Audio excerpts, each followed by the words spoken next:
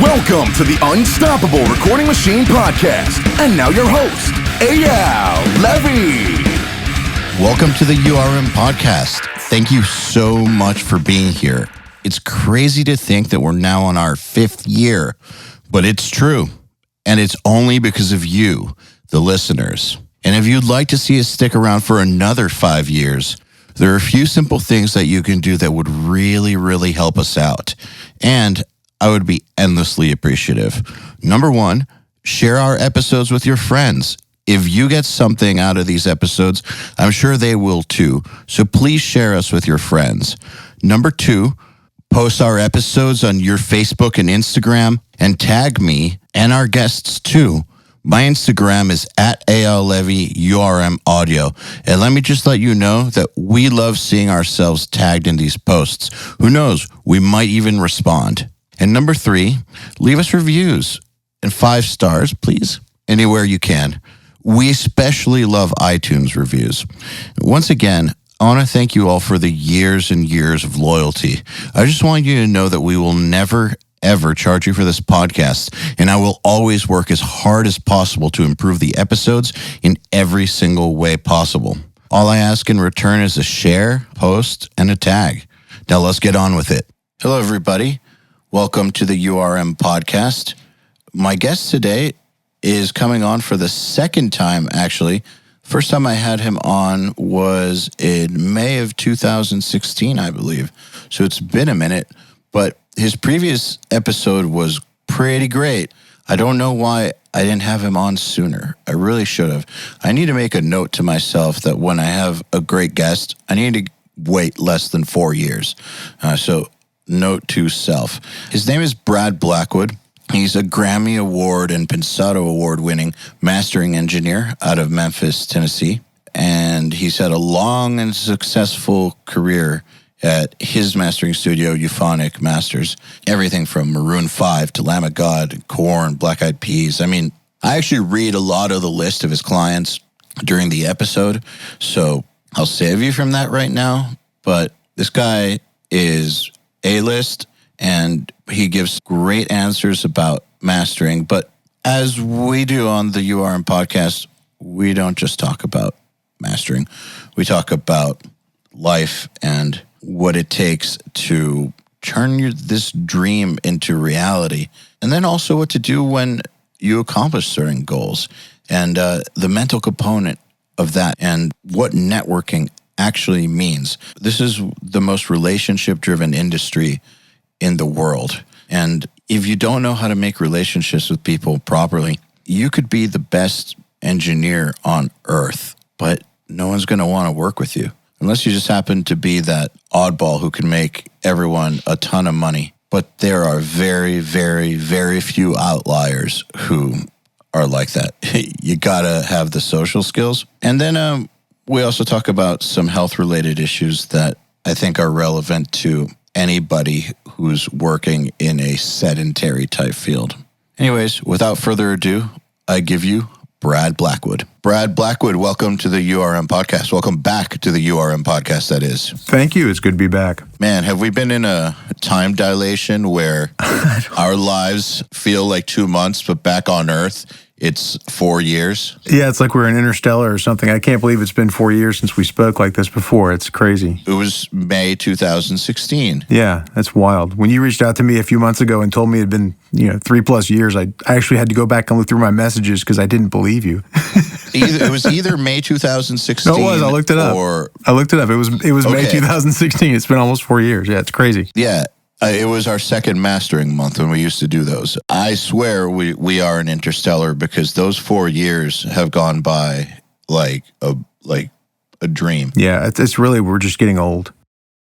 Do you think that's what it is? Well, yeah, I am. Maybe you're not. Yeah, maybe you're not getting old. I'm not getting younger. I'm sure getting old, I can tell you that. Yeah, I mean, that's the side effect of not dying, I guess. I suppose, yeah. So that's how I look at it. I'll take it. Well, whenever people bring that up in a negative way, I'm like, yo, what's the alternative? We could be dead. Yeah. That's why I try not to complain about aches and pains and things like that. That's just kind of the cost of doing business at this point, Yeah, exactly. And I mean, I've done awesome things. I know you have too. it hasn't been wasted, in my opinion. No, not at all. Do you ever get those feelings? I should do more, or shouldn't have fucked around, or any of that sort of thing? About some things, yeah. I mean, I don't feel like I should do more, like work-wise. I don't feel like I should do more necessarily, family stuff with the wife and kids kind of thing. Not to sound heroic or anything, but I do kind of look around sometimes and feel like, man, isn't there something more I could do just sort of to help out society? I live here in Memphis, and so there's just a lot of issues here. I dabble back and forth between, well, what on earth can I do? There's a lot of people that have devoted their lives to trying to help these people here and help people in general, get better and have better lives. What could one person do? But at the same time, also sit around and think, man, I spend a lot of time focused on myself and my interests and my family and not outward. So yeah, I guess that's the one area of my life. It is. I think I could be more maybe altruistic.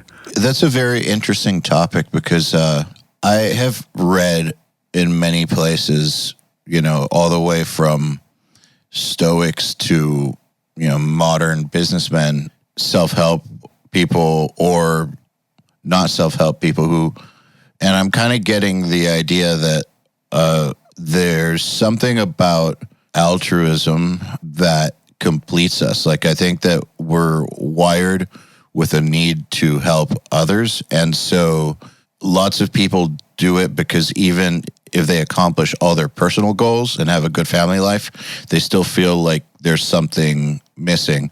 I mean, some people do charity because there's a tax write-off for sure, but I don't think that that's most people. I think most people do it because we have an innate need to help others because it makes us feel complete somehow. I don't know if it's like an evolutionary thing, that it's to help the species keep on going, or a spiritual thing, if you believe in that, but I think it's innate. We're societal creatures. We gather together. We don't really live independently. It's very unusual for someone to be a complete and total loner and live off in the middle of the woods somewhere, completely separate from everyone else. So we're naturally drawn together. I don't see how you could separate that from having compassion for seeing those around you that need help. I mean, that's just, if we're naturally drawn together, it seems like that would be a natural component to that as well. Whether that be spiritual or evolutionary or whatever you believe, it just seems like that's observable fact. If we're going to be drawn together, then a natural aspect of that is that we're going to, generally speaking, care for each other. Seems pretty logical, right? Seems like it, yeah. I guess the reason I've been thinking about that is because I've been having similar thoughts, kicking ass with work, getting my personal shit together with like the health and weight loss and all that. But it's been feeling like there's something missing, and it started to dawn on me that maybe I need to do some sort of volunteer work or something along those lines. I always thought about doing something to help vets, and then I just didn't. URM got crazy busy, and I forgot all about it. And then recently it came back because one thing I'm trying to focus on is not just crushing my goals, but also feeling good about myself and life, which is a whole other story.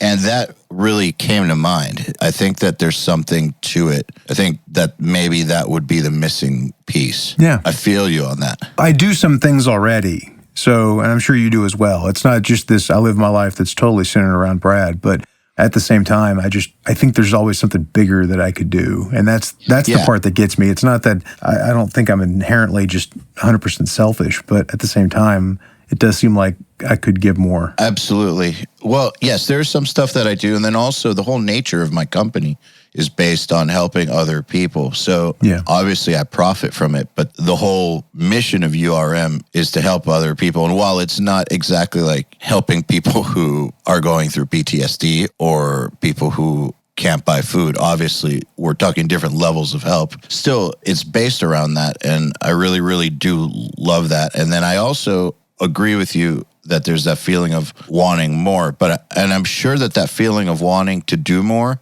is not just in that aspect. I'm sure that you approached your career the same way, and when you were building your skills the same way, and when you start getting clients the same way. I'm sure that that's just a part of how you think. Like, how can I take this further? Sure. Yeah, absolutely. There's no question about that. I guess I assume everybody's wired that way. Maybe they're not. I don't think so. I think, yeah, my wife's always told me if there's anything that I ever just really set my mind on, it's not if, it's just when it's going to be achieved. That's just kind of the way I'm wired.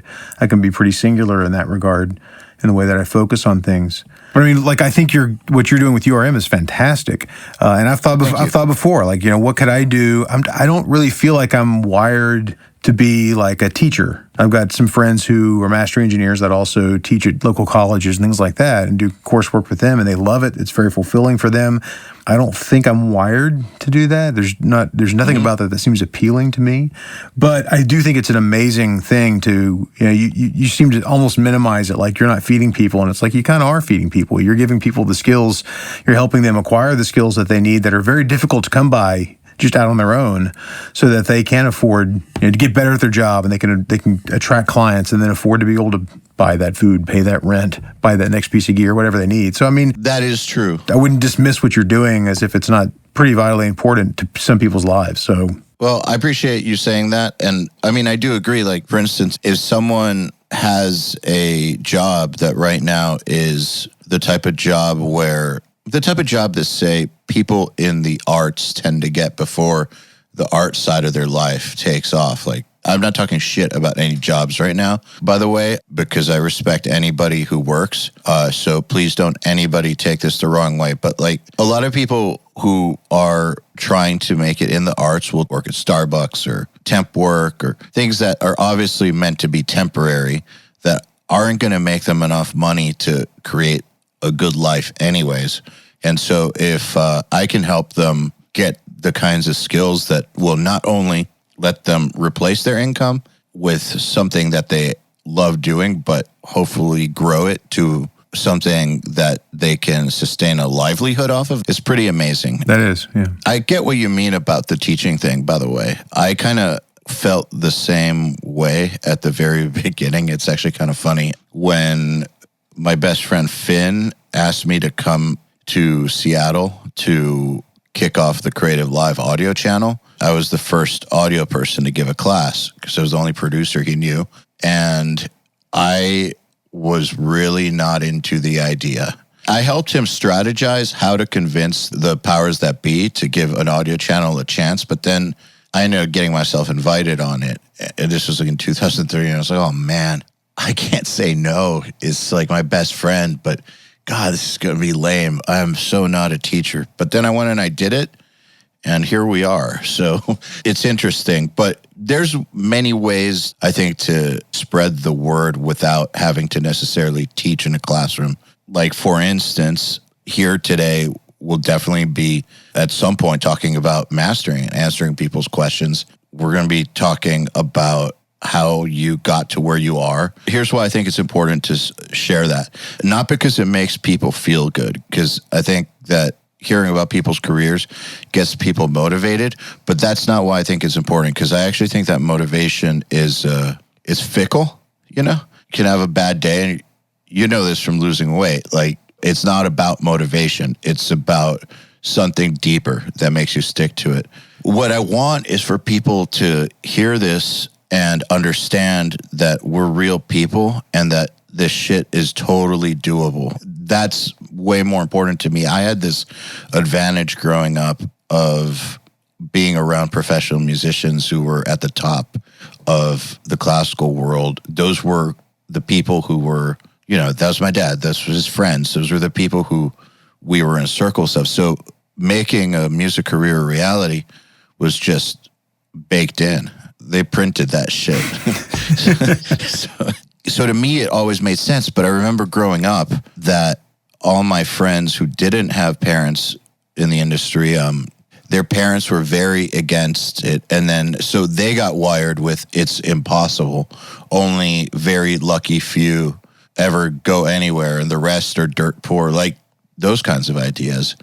And so I want to put out there that this is totally doable. Like, we're not superhumans. Yeah, I mean, I don't know maybe when that first wave of people who chose to go to, say, a audio school, let's say, instead of a normal university really started. I would guess that would I mean, I'm sure there was a small amount of that back in the 80s, but I think it was kind of in the early 90s is when you started to see larger and larger groups of people. I think so. Do that. So I was at Full Sail, like in 95 and 96. That was the year I was there. But convincing my parents to let me go there because they had to co-sign on the loans. And, at that time, it's inconceivably more expensive now. But even then, in, 1990s dollars, roughly $20,000 for a year of school with zero guarantees. You're not graduating with an actual degree. It was a specialized associate's degree is what we got back then. That was just a non-starter. They looked at me like I was crazy. Like, what are you going to do? Make $8 an hour for the rest of your life? Yeah.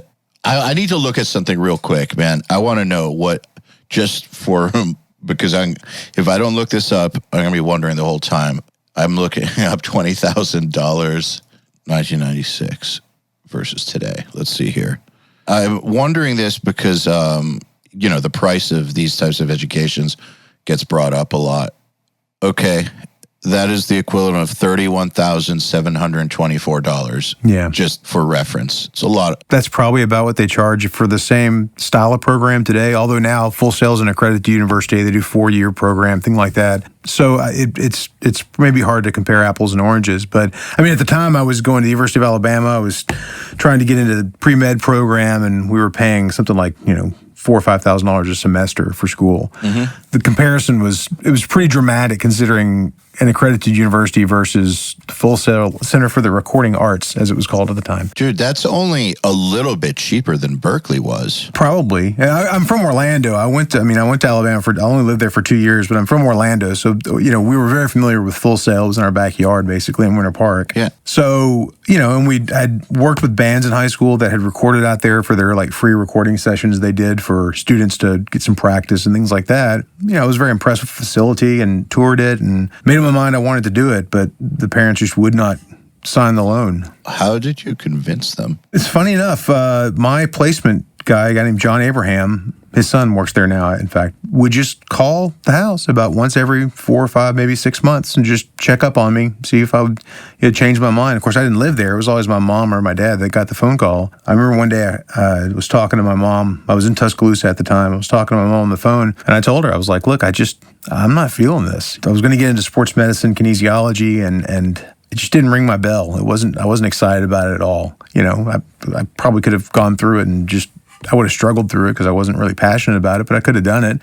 And she said, it's funny you say that. I heard from John Abraham again today. He kept calling, and just every 6 months, he wasn't bugging him or anything, but he would just check up on me and see how I was doing. She goes, maybe that's what you're supposed to do. And so about 2-3 months later, I moved down to Orlando, moved back home with them, and went and started talking to them. And my parents went and toured it, and they were impressed with the whole program and the facility, and they decided to let me take my shot. That's really, really cool of them. Did you know that you were going to go down the mastering path? No. I thought it was going to be a mixer. I don't think I even knew what mastering was really when I started Full Sail. I started from zero. I had very little knowledge. I'd worked in, some bands and garages, things like that. But I knew a 4-track recorder, a cassette recorder, and that was all I knew going into it. So I knew that I had to start off with my foot on the gas and ready to go. And did really well. I graduated, I think, second in my class overall. Small classes, mind you, so it's not like, I killed it. But second out of 2? Where there were 31 in my class. But yeah, I was second out of 2. But yeah, it was like, I knew I was going to have to really throw myself at it. But it was easy to throw myself at it because I really wanted to do it. And so even though we averaged, I think they told us we averaged 37 clock hours a week, either in class or in lab, and then you have study time on top of that, I just soaked it up, man. I just really, really enjoyed it and threw myself at it. And I figured, hey, this is my one chance to learn everything I can about everything from the synclavier to SMPTE to whatever, stuff that I'll probably never use, but I may as well know it. And, I really enjoyed the whole process, actually. I also want to say for people who are listening and thinking, man, I can't afford that. All I'll say is you don't need to in this day and age. In this day and age, there are plenty of resources. It's different. It's different. Don't feel like if you can't get that type of funding that you're fucked, because you're not. You're just not. It's a different world now. There's still value in those programs because they've really spent a lot of time developing curriculum and hiring people and things like that. Yeah, of course. I'm not knocking those programs at all. Yeah, but at the same time, the internet as it existed was nothing like it is today. It was basically Usenet, for those of us with computers. So it wasn't like you could have curriculum online and have stuff like even URM. That was a pipe dream 25 years ago. Not even. It wasn't even a pipe dream because you couldn't even, how could you envision something that the platform that it is built on didn't even exist, So, yeah, I mean, nowadays, I still often tell people, hey, you should check this stuff out. Check out Full Sail. I was happy there. I think you did a good job. I think it's probably still a really good school. It depends on how much you're willing to pour into it and how much pride you're willing to set aside and those sorts of things. But at the same time, it's not an absolute. I know plenty of guys who are extremely talented engineers that are honestly basically self-taught or learned off the internet, Yeah, absolutely. I think it's like anything else. If you go to a traditional school and you apply yourself, if you go all in, you're going to get a lot out of it. Exactly. Right? I think many people say that it's a ripoff, man, but when I hear that, I always wonder, well, what did you do when you were there? Because, I went to Berkeley and I felt like I was ripping my parents off, but I never felt like Berkeley was ripping me off. Sure. I didn't think Berkeley was right for me, so I didn't go to classes a lot. Instead of going to classes, I studied the music industry and practiced guitar back at my apartment. I had a very, very specific path I wanted to go down, and that path was not really taken seriously there. And I'm the type of person that once I know my path, nothing is going to stop me or divert me. Yeah, I'm with you. I know you're like this. So I'm not going to go to the jazz arranging class as much as maybe it could help somehow to understand complex jazz arrangements. Great. I mean, sure. I would rather spend that time learning about the structure of a major label because I'm going to get my band signed to a major label, and I want to know how this shit works. Yeah. And so I just prioritized what I really thought I needed. So I actually felt like I was ripping my parents off, and I couldn't take the guilt of having them pay for a place that I was failing out of. Yeah, well, so when I graduated from Full Sail, I had no idea at the time. Their placement's really great. I knew their placement was supposed to be good. But, Ardent, where I ended up here in Memphis, great studio, great history. At that time, they only hired their night guys, which is that was the ground level entry, how you started off at Ardent. Everybody started off that way that was going to be in the engineering, program there, if you will. They only hired Full Sail graduates at the time. They had a good history with Full Sail. Wow. That was the only way in the door. Man, it's not like that these days. No, it can't be anymore, really, because first of all, the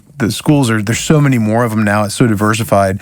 But there's so many, like we said a minute ago, there's so many talented people that know it top to bottom. But at the same time, even then, there were some guys that came in that were self-taught, that were really, really smart, that tried to get jobs there or were visiting engineers or whatever. And they would do some sort of, kind of lame brain things like try to connect devices with incorrect cables and stuff because they didn't understand, like one was digital, one was analog, let's say, or things like that. You're kind of like, how do you not know this stuff? And granted, that was still early enough in the digital days that sounds completely crazy to anyone now, probably. But, in the early to mid 90s, there weren't a ton of digital devices out there. There were, DAP machines, things like that. But here's two things that I've noticed are a real issue with the traditional schools. So when I was in Boston for Berkeley, I went around to different studios to scope them out. And this is what made me decide to learn how to record. I wanted to get my band recorded, but I wanted to do it for real. Like I wanted to book 6 weeks, find the best metal producer in Boston, all that. I was on a mission. Mm-hmm. And the moment that any of them found out that my band were Berkeley students and then that 3 of them were in the recording program, they fucking iced us out. And they told me Berkeley students have a terrible reputation in Boston. Nobody hires them because they think they know everything. Okay, so that, and then also when I used to have a Florida studio in Orlando, this was in between 2011 and 2014, Full Sail would hit me up talking about their placement program. Since my studio did sign bands and everything, I would get hit up constantly, twice a week at least, by their people. And I kind of made friends with one of them, and they were trying to get me interns. Mm-hmm. Not interns like the kind that you think about that then transition to become assistants, etc. Interns that are there for 3 months to get a credit and then move on. I tried it a couple times, and man, these people were useless. Like, they didn't have, maybe they understood signal flow on a console, maybe. But they had no idea about session etiquette. They had no clue how to do some modern things that are like 101 for a professional environment, like editing drums, tuning vocals, session management, prep, like all these things. Obviously, those weren't issues. And I mean, there were ways to obviously prep a session for a console and a tape machine, but digital DAW prep to the level that it's expected nowadays on sessions, that was not being taught. Non-existent, yeah. I have like a list of things that I know that get people hired these days that I try to teach. And the Full Sail kids that would come through generally had zero of that, which it made me feel pretty strongly that if someone is going to a school like Full Sail now, not in the 90s, but now, they have to supplement it with something like URM or with an internship that's a real internship with like a real producer that's doing actual work in the industry. Like, they need to be getting that information on real life from somewhere, because what you're getting from the traditional school is more of a general knowledge, like how to plug in the right cables and signal flow, things like that. I know I've not been back since I graduated. I've not even been back to Orlando since I graduated in 96. I had my fill of Orlando living there for 20 years, but I understand. Yeah, I'm sure you do. I had my fill after 4. So I don't have any idea what it's like now. I can say two things that address that. Like, not a lot's changed, because I remember in the late 90s, early 2000s, Full Sail was probably still kind of the biggest, or at least most well-known, of the recording schools in the industry, and really pretty universally had a terrible reputation. So many of the kids that came out were sort of arrogant, like feeling like they had graduated. It was time for them to start recording bands, not take out the trash. Like the Boston Berkeley thing. Yeah, it's very similar. I mean, that resonated with me when you said that. You know, whereas when I went to Ardent, you start off as a night guy. Guess what? You don't set foot in a studio for months. I mean, you're literally working, going. They call you night guy because you go in at 4:30. You open the side door for clients as they come and go. You make coffee. You take out the trash. You trash the studios at the end of the night when the session's over with, and wrap cables and put away mics. And I mean, you're just basically a glorified secretary / janitor for, usually at least a year, sometimes several years. But when I looked around even my class, when I look back now, look back at all the people I graduated with, I think, like I said, there were 31 or 32. There are exactly 2 that I'm aware of that have worked in the industry. One still is in the industry, and one of them went up to a Hit Factory in New York City and just got chewed up and burned out just dealing with their clients, because that was quite the place when it was at its heyday. So, there's basically 2 out of 30 of us that I'm aware of that are actually working in the industry. There's probably a few more that I just have never gotten in touch with, but I mean, that's a drastically small amount of people that went to a school specialized in that. And that, I don't know that it reflects as much on Full Sail as it does sort of the people that go to a school like that. That's not, at least when I was there, is not a Berkeley, which is you're getting a degree. A useful degree. I always tell people what I got was equivalent to like a welding certificate. And it's nothing against welders, but I mean, it's not going to transfer to, University of Mississippi for classes or anything. Nothing transfers. So I don't think a Berkeley degree is going to do much for you either. Well, yeah, probably. I'm just saying, at the end of the day, my point is that, it's just that it was about drive. I have to be driven. Absolutely. And the one thing I'll say about Full Sail, at least when I was there, again, it's been 25 years, so I can't really speak for what they're doing now, but they told us, when you graduate, you're going to spend 3 months to a year probably working for free. You're not going to get paid anything. Absolutely. And you're going to need a second job, all this kind of stuff. Well, God bless them for saying that, because that's the truth. Yeah, it really is. And so when I got the job at Ardent, which was not my first job out of school, and I can talk about that in a minute if you want, but it was... I was shocked that they paid me minimum wage, which was not very much, obviously. It's minimum. But I mean, I was expecting to go there and work for free, literally. And they were, I started getting checks. And I was like, that was amazing to me. I ended up staying there for 7 years until I started my own place. Back to what I was saying, it was not my first job. So I graduate, and the guy who graduated, or that, was ahead of me in the class, actually got the job at Ardent that I ended up taking. His wife did not want to move to Memphis, wanted to move to North Carolina to be near their family. So he turned the job down, moved to North Carolina. I found out years later they got divorced. You know, he wishes he would have taken the job. Man. So they came back and called me and said, hey, we've got that topic. Yeah, we got a position for you. And so I ended up moving up to Memphis, you know, so it's like, oh my goodness, how it's up. So it fell in my lap in that regard. I mean, I was in line because I'd worked hard through school, but I was working for the first 6 weeks out of school, because it was about a 6-week gap from the time I graduated till I moved up here, at the Disney properties in one of the hotels doing AV setup for these, you know, conferences and stuff, set up slide machines and crap like that. And I mean, it was just like, it was misery. It was absolute misery. But and I didn't feel like I've accomplished something. I'm working in the industry. You know, set up a slide machine is not what I went to school for. Paying dues. I didn't even think it was paying dues. I didn't see how there was an avenue out of that. But it paid me like $8 an hour, and it was something, you know, that better than waiting tables, I thought. So, you know, this happened to fall in my lap. I got the call from placement saying, hey, he turned the job down, so if you want it, you can go up and interview for it.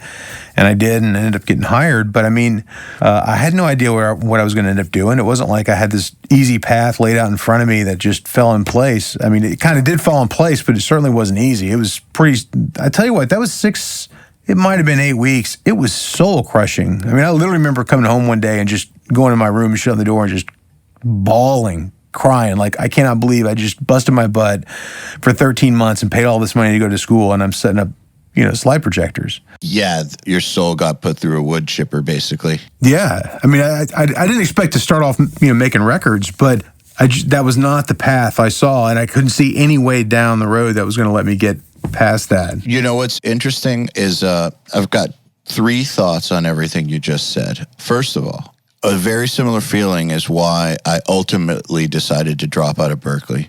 And it was because the path that finishing kind of laid out was a path that would make me feel that way. If I had finished out my guitar degree, the type of player they turn you into, if you do the work, is the type of player that plays wedding bands, bar mitzvah sessions. And that, no disrespect to those guys at all, because it's a personality type, I think. Yeah, that's just not you. It's not me at all. But I mean, I think that if you do have that personality type where that's you, you can make a hell of a good living. So more power to you. But for me personally, that would have crushed me. So I got out. The other thing I want to key in on was that your friend moved because his wife wanted to leave. And look, I know that everybody's in a unique situation and family first. However, there's a reason why I never let a significant other dictate what I could do career-wise. And this was something that I decided very, very young. And it's like one of my life rules. And I'm not saying that everyone listening should adopt this either, because we have to do what's right for our own lives. But the way I have always seen it is relationships are temporary, but I've still got to live with me this whole time. And if I give up an opportunity over somebody else, first of all, I'm going to start to resent that person.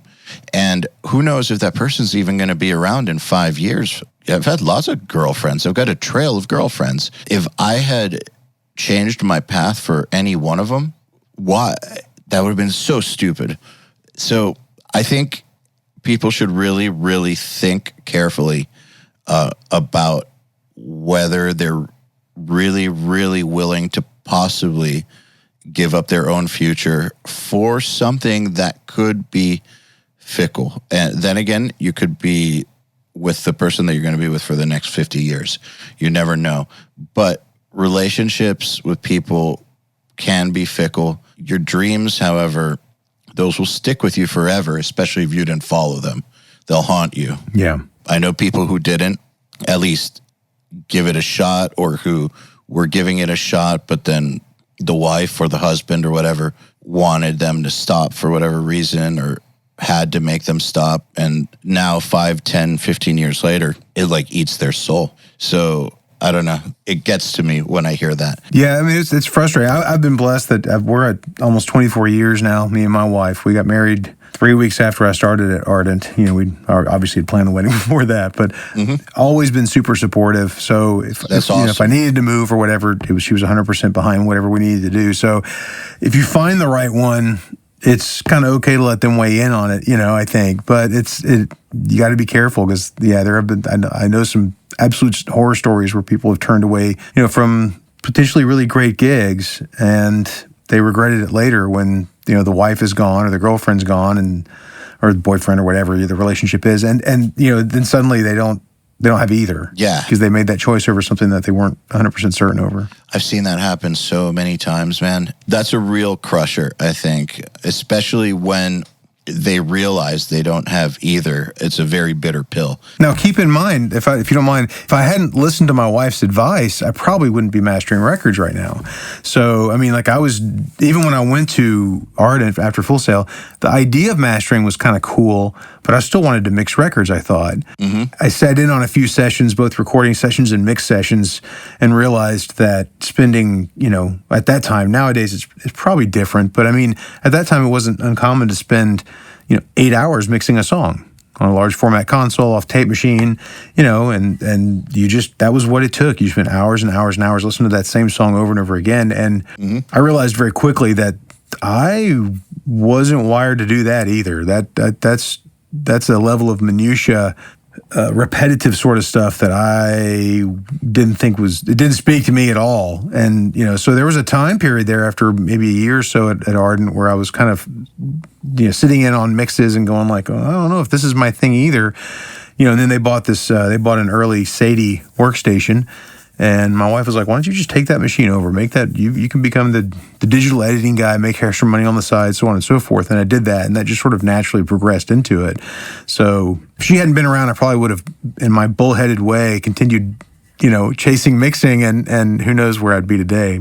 Well, there's something to be said for finding the right partner in crime, right? Yeah, oh, absolutely. Someone who is not only supportive, but also understands you in a way that you might not understand you. Yeah. And who also takes an interest in what you're doing enough to be able to give advice that makes sense. Sure. Like, does she have anything to do with audio? Oh, no. Mm. Okay, so that says a lot. That if she doesn't know anything about audio, but she took enough interest to understand the different roles, because I know certain people who are dating people in audio who don't know or care about jack shit. Not saying that I expect significant others to learn about the annotated history of tube mics, but she learned enough because she cared about you, about your life and your challenges and your work environment to be able to be a partner. Well, and I think that she could also see what, like, when I'd get excited talking about, let's say, the Sadie when we first got it, and I thought it was such a cool thing, because before that we had a Studer Diaxis, which I'm talking about really ancient digital audio here, but was just a real kludgy interface and all this kind of stuff. Had all kinds of weirdnesses to it. What does kludgy mean? I've never heard that word before. You've ever heard, like, kludge, the word kludge? No. I'm looking Urban Dictionary. How do you spell it? I think it's Kludge. Kludge. Ill-assorted collection of parts assembled to fulfill a particular purpose. It actually kind of works in this context. Let me see. Talking about the Studer Diaxis, In the computer world, a clunky, unpolished, quickly thrown together solution that accomplishes the required task, but is the equivalent of a Band-Aid. Yeah, that's the Studer Diaxis in a nutshell right there. Got it. All right. I had no idea that was the exact definition, but that's sort of what I was thinking. So there you go. Perfect. Yeah, so it was this weird thing that the interface was terrible and the key commands were non-intuitive in every way and so on and so forth. So we get this Sadie, and it's the first really modern DAW that I'd ever had a chance to really get involved with. And it kind of excited me. I don't know, I just thought it was cool. But yet it didn't change my mind. But I think she could probably see that excitement and when I talked about it to her, even though she didn't understand anything about it. And that was enough. It was a blind spot for me because I was so single-minded in what I thought I wanted to do. But she could see it and from there go, oh, yeah, maybe you should do this. And it didn't seem like a bad idea because I liked it already. So it was easy. Man, that's so awesome, and I'm really, really happy for you that you found a true partner. Oh yeah. I think that that's actually pretty rare. I've never been married. Yeah, I've had long-term relationships, longest being 9 years. So it's not the same as marriage, but I feel like from what I've seen of my married friends or friends who also have done long-term gigs, finding a true partner is first of all very rare, and second of all, a game changer. Yeah, and I would never have left Arden and tried to start Euphonic without her support and encouragement when I floated the idea. How so? We started Euphonic, in 2003, and it was sort of an answer to, I felt like my business, both financially and just from a client standpoint, was growing, but not really at a pace that I felt like it should. And I felt kind of held back by Ardent and the way that it was set up. And you were mastering there? Yes, yeah. Okay. Well, Ardent sold off the mastering business in 1986. They just thought there really wasn't much future in it at that point. Vinyl was going away. CD had become the dominant format. And really, I think from the late 80s through the mid 90s, that probably wasn't a bad choice because the cost of getting into the digital game was so unbelievably high, while there were the dedicated mastering houses were already ahead of the game in that regard. So by the time I got back and we got Sadie, this was a full-on, capable of doing anything you need to do mastering workstation, multi-track editing, but primarily built for, 2 4-channel stuff. Mm-hmm. So I think that really changed their mind. And then I just sort of took it over.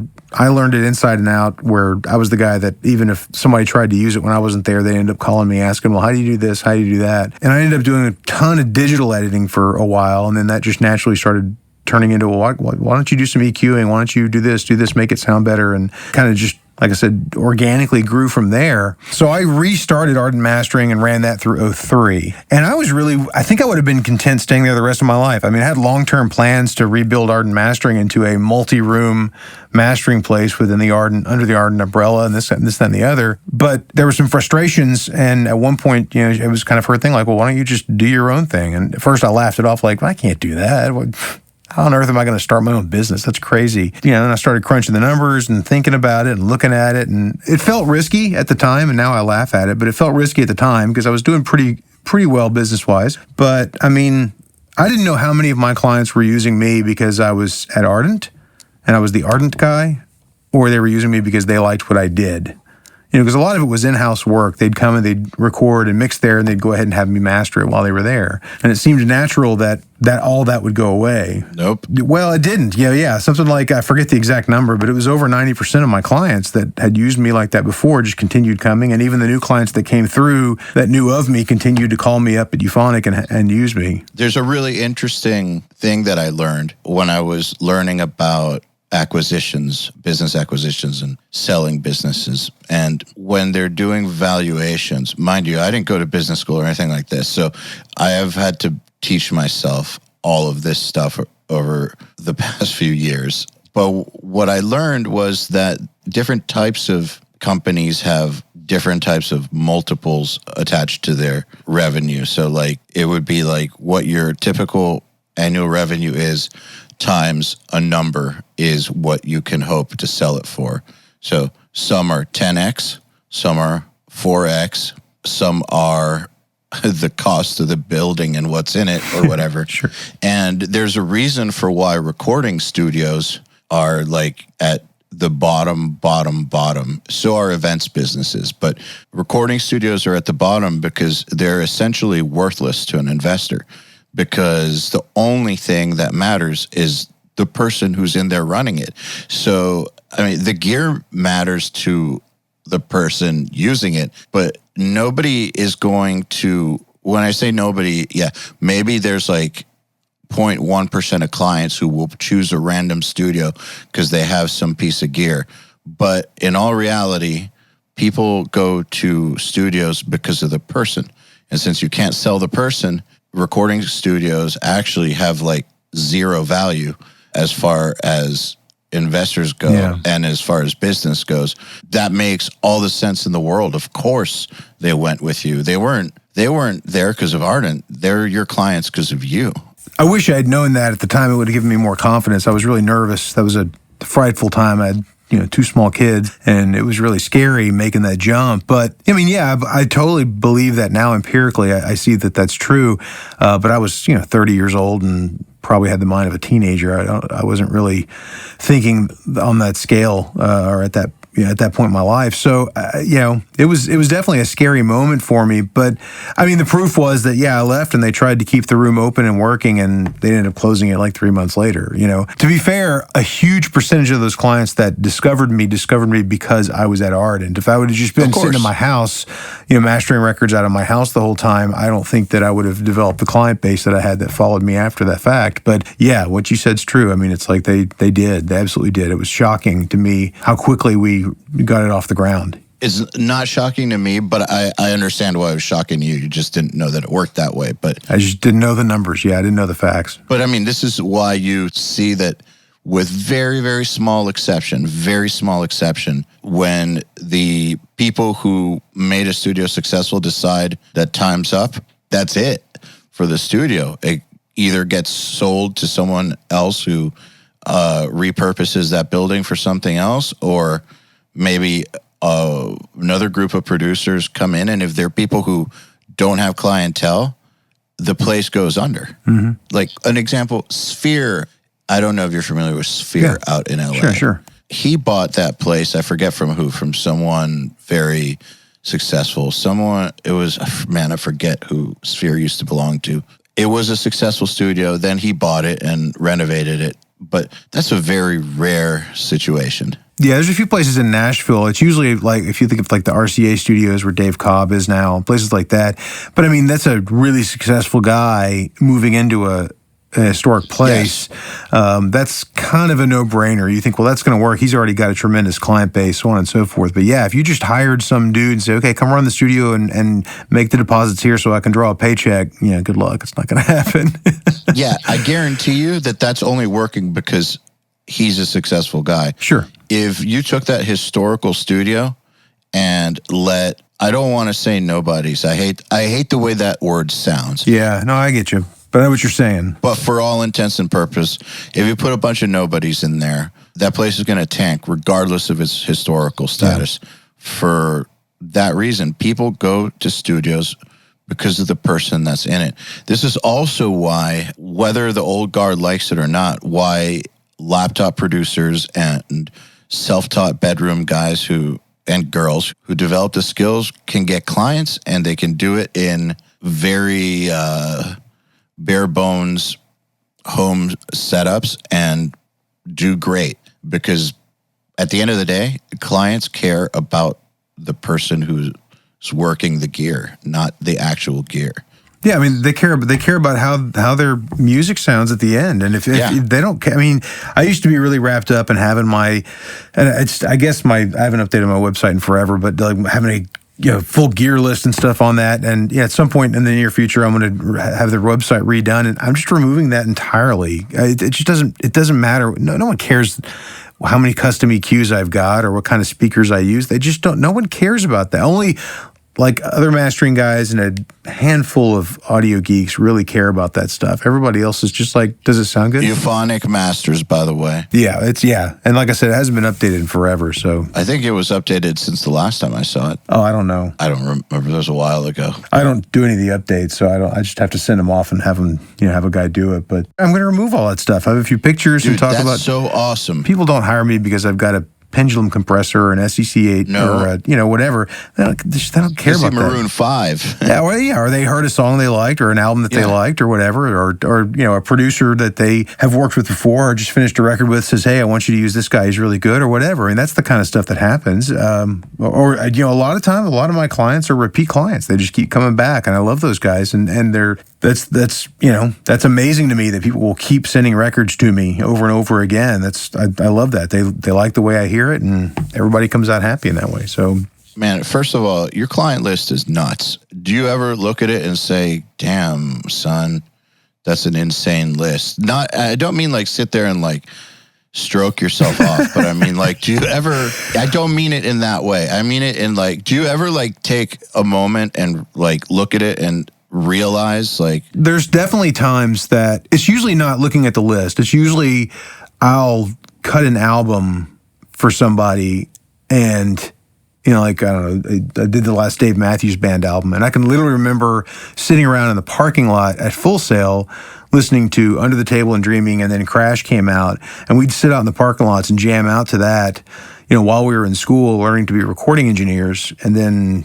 25 years later, I'm mastering that new album.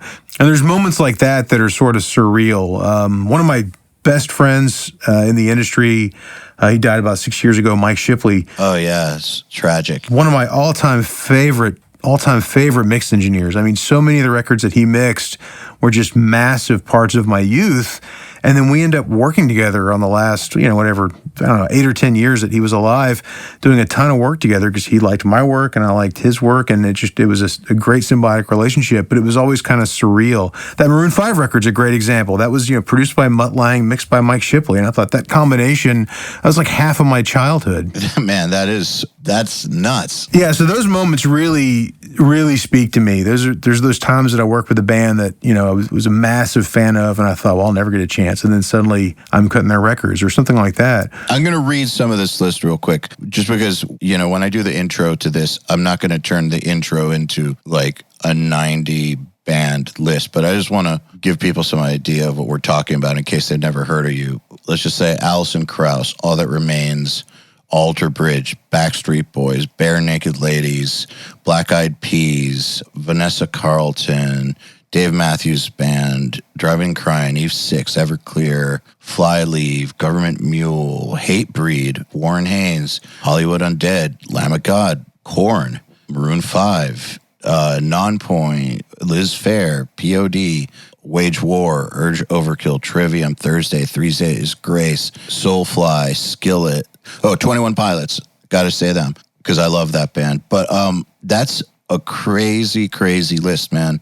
And I'm glad that you take a moment sometimes to think about it. I've noticed, though, I kind of do the same thing. When I look back over like URM's achievements or whatever, I don't normally sit there and like gloat to myself or whatever, but sometimes I'll be in a Nail the Mix. Like this January, sitting at TLA's house on the Angels and Airwaves, and it's just like, oh, we got here. Yeah, how crazy is that, right? Awesome. Yeah, exactly. Yeah.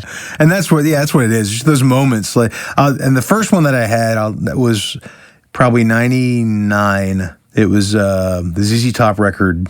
It's like Triple X, but it was 30. It was their 30th anniversary, and I didn't master it, but because I was the digital editing guy, I did a tremendous amount of digital editing on it, preparing that for to send off to mastering. And that was the first one. And I mean, I was such a massive ZZ Top fan all through the 80s and 90s. I mean, it was one of my top probably 3 or 4 bands. Just loved them so much. And then to be hanging out with, Billy Gibbons and doing this editing and stuff, it was so surreal. And even then, I'd only been out of school for a few years, and I thought, wow, if this can be the future, this is pretty stinking cool, I didn't expect that all the time. Yeah. The other time that it hits me is sometimes I'll look at the week that's coming up, and I'll just look at the bookings that are scattered across the week, and I'll think to myself, wow, every day I'm doing one project that 20 years ago, if I had done that in a month or a year, I'd think this is happening. This is awesome. And now I'm doing that, at least one of those every day kind of a thing. So you just have those moments where, where you start thinking back about, because it happens so gradually. It's not like I just woke up one day and all these credits were falling in my lap. They just happen. No, this is a life's work. It's 25 years of just kind of chipping away at it and trying to make people happy. And then one day you wake up and you kind of go, oh, wow, I've worked on some pretty cool projects over the years. So yeah, I mean, it's been a good run. I had a couple of moments like that with my band. One was a pretty funny scenario, but then after it happened, it like dawned on me that, holy shit, this like almost happened. So my band made it to Ozfest. I don't know if you remember the Ozfest tour. Oh, yeah. For people who don't remember Ozfest was a huge festival tour every summer that it was big. It was the giant festival each summer. It was like Warped Tour for metal, basically. Yeah. And then it got replaced by Mayhem Fest. But we did Ozfest on our first record, and it happened too fast to take in. But then one time, somehow I was in the main backstage, because we're definitely not a main stage band. And I had to piss so bad. And I found a bathroom, and it was like a piss emergency, basically. So, you're not typically supposed to use the main stage bathrooms, but I had to. When you got to go, Yeah. It was either going to be right there on the ground, all on my clothes, or it was going to go in that bathroom. So I went in that bathroom, and then the door wouldn't open. Like, I couldn't get out. There was something fucked with the door, and it was like one of those really, really heavy doors, and it wasn't locked. It was just like jammed. And then the light turns off. It was on a timer. The light switch was outside. So I'm stuck in this bathroom, not supposed to be in. The light's off, and we had to play like in 25 minutes. So I need to get back. And, it's a long haul. Like, it would take 15 minutes just to walk to the second stage. Yeah. So I'm starting to get nervous. So eventually I kicked the door, like police style, kicked the door open. And it just like swung open and like slammed against the wall. Sharon Osbourne had walked by literally 15 seconds earlier. Dude, wow. I almost took Sharon Osbourne out. And like literally 15 seconds early, she walked by with her daughter. Can you imagine having injured them? You definitely have a different memory of Ozfest. Well, I have a whole different career right now. But yeah, I think so. I was thinking about it the whole time, and I was like, once my adrenaline went down after like the holy shit, I almost kicked a door in Sharon Osbourne's face. Then it was like, holy shit, I almost kicked a door in Sharon Osbourne's face. What in the fuck? How did we get here? How did these worlds collide in the first place, right? Yeah, that's actually real. Yeah. It was a great moment. I think to me, that's the best way to appreciate things. I think when you have these realizations, a lot of people have told me that I should make like a conscious effort to like have quote unquote gratitude or something. I think they mean well, but it just doesn't, I don't know. I can't like fake it. It has to hit me. Yeah. I don't know if you know what I mean. Well, no, I mean, I am just like seriously filled with gratitude all the time, because here's the deal. There are a ton, and I mean a ton of dudes out there that are every bit as talented as I am. I mean, it's like, it's not like I'm just this one guy, and I just happen to have had a bunch of opportunities that a lot of people don't ever get. I mean, that's the reality of it. I've been luckily in the right place at the right time. Yeah, that's part of it. But dude, you crush those opportunities. Okay, yeah. In many cases, that's true. But I'm just saying, like, so for example, Mike Shipley. How did I meet Mike Shipley? So back when Gear Slut started, I was good friends with Jules. I am good friends with Jules, but I mean, I was good friends with Jules at the time when he started it. He had wanted me to come over and start a forum over there, and I thought about it, but I decided not to. And I thought, well, I used to hang out on the Gear Sluts chat. They used to have this, I'm assuming they don't now, but when it first started, they had this little chat room. You could pop up a separate window, and you'd sign in, and you could sit there and chat in real time with people all over the world that were, Gear Sluts members. It was actually pretty cool. This is, like I said, the first couple of years of Gear Sluts, it wasn't nearly as big as it is now. It was different. I ended up sponsoring that for about 2 years. I was the Euphonic sponsor of the Gear Sluts chat. I had a little banner at the top, and we paid them X amount of dollars each month for the sponsorship and so on and so forth. And that's literally how I came across Mike Shipley. He came in one day, was just angry, shipshape as he was on Gear Sluts, because somebody had, screwed up a record, and was asking the guys who should, come on, somebody just give me an idea. I'm tired of using this guy and this guy and this guy. Who do I need to try out? And everybody's saying, you should use Brad. So a mastering engineer ruined his album. Yes. Oh, I know that feeling. Yeah. That was pretty common with Mike, because he was pretty picky. He got the mixes sounding the way he wanted them to. They didn't need to be, and they never needed very much. It was just a little bit of polish here and there to make them fit together and that sort of a thing. And they were ready to go. And too many guys, I guess, decided to get out the air hammer and go to work on them just because I don't know, maybe because they had the tools. I don't know why. But anyway, And he literally did. Because these several people that were, he didn't know them from Adam. They were friends of mine that were from Gear Sluts, but he decided to reach out to me, sent me a private message on Gear Sluts. I did a single for him. He liked it. I did the next thing I knew, he sent me a band called Fuel. I don't know if you remember them. They were popular back in the late 90s, early 2000s. Yeah, of course. So I did the Fuel album with him, and then from there on out, we just kept working. And that was literally just because I was hanging out in the Gear Sluts chat, and he popped in and was in a bad mood over something that had happened to him. Let's dissect that for a second, though, because see, to me, that's not luck for several reasons. And I'll tell you why. First, let me also just say, URM students, you've got the URM chats, and I have seen similar stories, maybe not at that level of like a Mike Shipley, but I've seen similar things happen where in the URM chats, people hook up and now have careers together and serious partnerships. So use that shit. Yes. Here's why I don't think it's luck. You were sponsoring it.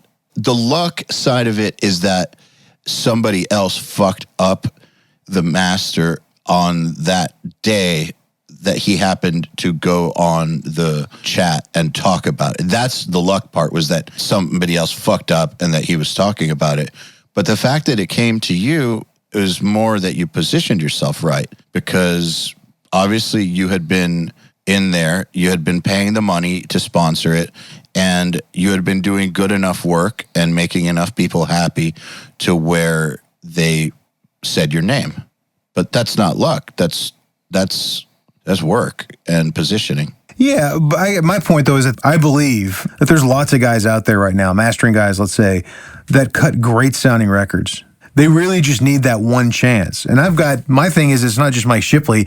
I've got, I don't know, like a dozen stories like that where just people have mentioned offhandedly, or someone had heard, someone said you're pretty good at this. And they give me a shot, and they like what I do. And I get that shot because I happen to know somebody. I've done a lot of networking. Now that's something, by the way, that's huge is networking and not pimping yourself, not just always putting your card in someone's hand, but get to know people, be like friendly. I think being able to just talk with people naturally and have a conversation that doesn't revolve around what mic pre they used on this album kind of stuff all the time.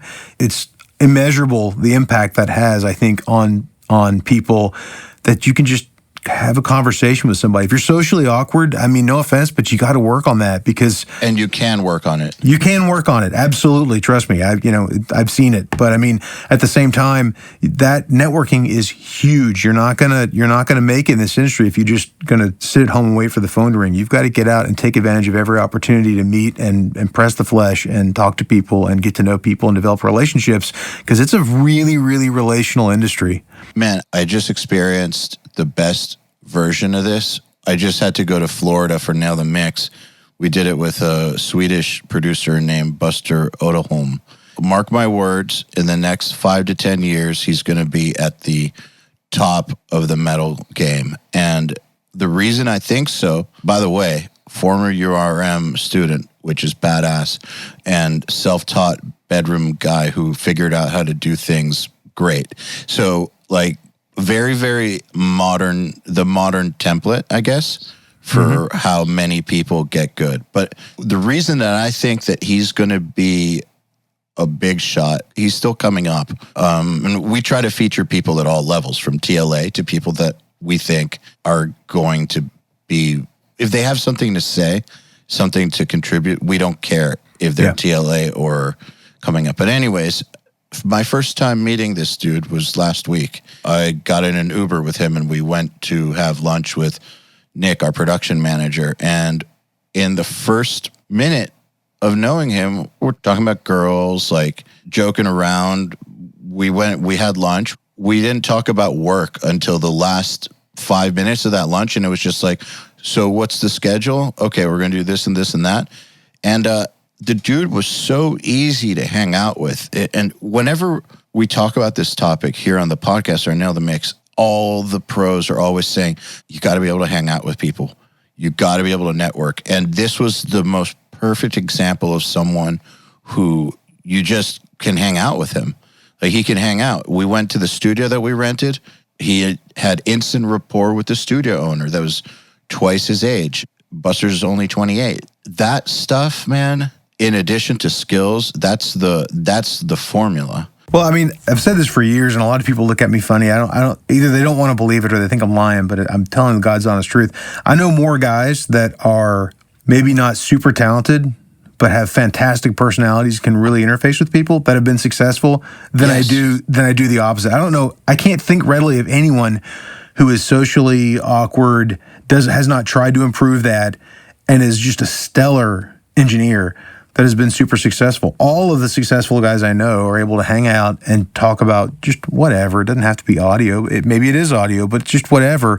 And just, can hang out and just, they're a good chat, good conversation, a good personality. Absolutely. From the standpoint of audio production, if you're just purely talking about can you make the record sound good, it should be about your skills, and that's it. But, I mean, people want it. It's a relational industry. People want to, like the person and get along with them and want to hang out with them and that kind of stuff, especially if you're going to be. And what I do, it's a little different because, obviously, most of my clients, I don't even meet most of my clients, like face-to-face ever. But if you're recording or mixing, there's a lot of times you're going to have people in the room with you, and you've got to have a good vibe. That's why I think he's going to, as a producer, man, he's an awesome mixer too. But I think as a producer, he's going to be working with some big bands because that's what it takes is like, yes, the skills, I think the skills are almost assumed. That if you're working with a certain level of bands, you might not be a genius, but you got to be at a certain level, I think. Yeah. You're not going to suck, obviously. But being able to hang out with them in a way to where they're comfortable and they like hanging out with you, that's going to make a huge difference in you moving forward or not. Because like you were just saying, there's tons of these scenarios that you can point to where someone just recommended you or just said, try this guy out. But the thing is that in my experience, that's how the majority of audio careers get off the ground is through recommendations, word of mouth. Somebody knows somebody like that. That's how it works. Mm-hmm. Yep. I really don't know any other way that it works. Is there one? Okay, there's a few guys out there that I don't know personally. I don't know of anyone who knows them personally, so I don't know what their personality is like. Like Serban, the Ghost? Yeah, that's actually who I was thinking of. I've mastered a bunch of stuff that Serban's mixed. I have no idea if the guy's a good hang. If he may be the most socially awkward person ever, but his talent is so ridiculously off the charts that it doesn't really matter. That's by far the outlier, right? Yeah, well, I've always said that if you can make money for people, everything else doesn't matter. First of all, I don't know him, so he could be the coolest guy ever, but he also Probably could be the Unabomber, and it wouldn't matter. But the difference is the only reason he makes people money is because he got the opportunity. So somewhere along the line, he's got to be able to hang to some degree. He would be the outlier if that were the case, and I don't know that there are any outliers. I've never met one. So I remember reading an interview a long time ago with, I think, Wes Borland from Limp Bizkit. Not a band I'm a big fan of, but this was when they were huge, like biggest band in the world status. And the interviewer was asking about, with music that angry, and in general, about all of metal. Because, I mean, they were not considered real metal, but still, that's the kind of metal that was big at that time. And it was a whole scene. And the interviewer was saying, like, aren't the producers and record companies afraid to work with you guys? Your music's so angry. Aren't they scared? And his answer was like, look, these bands like us and Korn and Slipknot, I mean, these are professional bands. These are guys, these are our jobs. And there's no way that any of our peers could have gotten this far if they didn't know how to work with people and hang out with people. There's just no way. So the art is one thing. The art might sound crazy and angry and, make you want to break stuff, no pun intended. But the people behind it, they have to be functional to some degree. I mean, running a band at that level there's no joke. So you got to be able to function around people and you have to be able to hang out. I thought his answer was interesting. I think that this has always been true in music. Even in classical music, I've seen it be true. Yeah.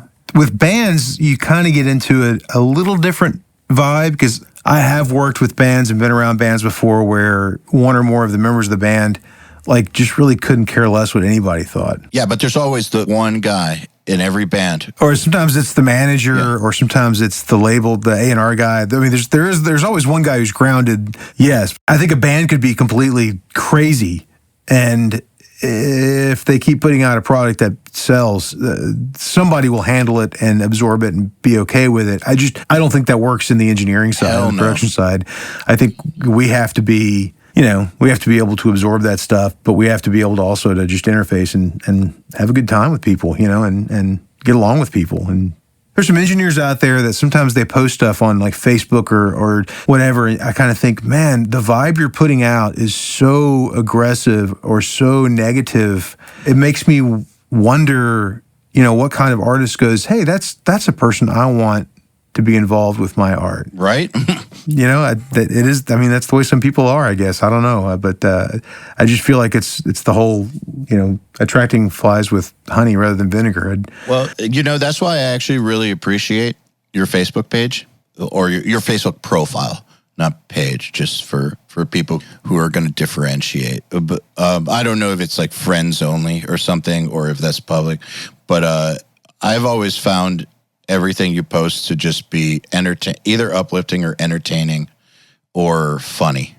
And I appreciate that. Well, thank you. But probably in 2010, I went through and I cleared out. I had, like 1,500 Facebook friends. And I just cleared out all of them that weren't actually close friends of mine. Pared it down to whatever, 150 people or something.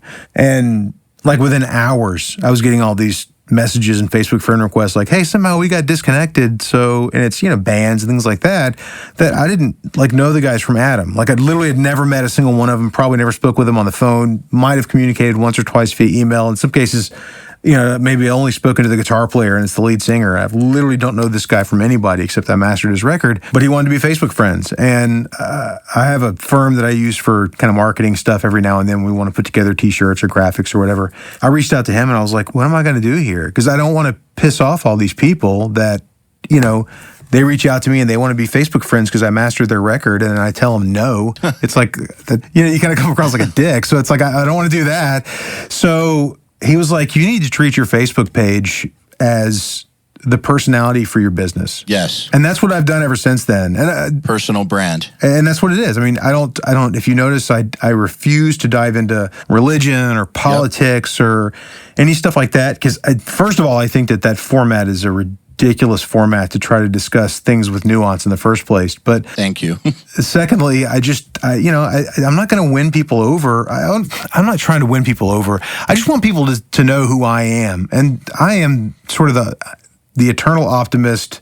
People that know me will tell you that, how you doing, Brad? Great. What am I going to complain about? I'm not kind of that person that gets hung up and whines about stuff typically. So that what you see is a reflection of kind of how I feel about stuff, generally speaking. If it makes me laugh, I'm going to post it. If it's something where somebody's done something really kind to help other people out, then that's great. I'd start that hashtag, or I'd use that hashtag kindness rules all the time, because it's like, I think that the world needs a lot of people who are trying to be kind to other people. So that's the personality for my business, but it's not fake. It's who I am.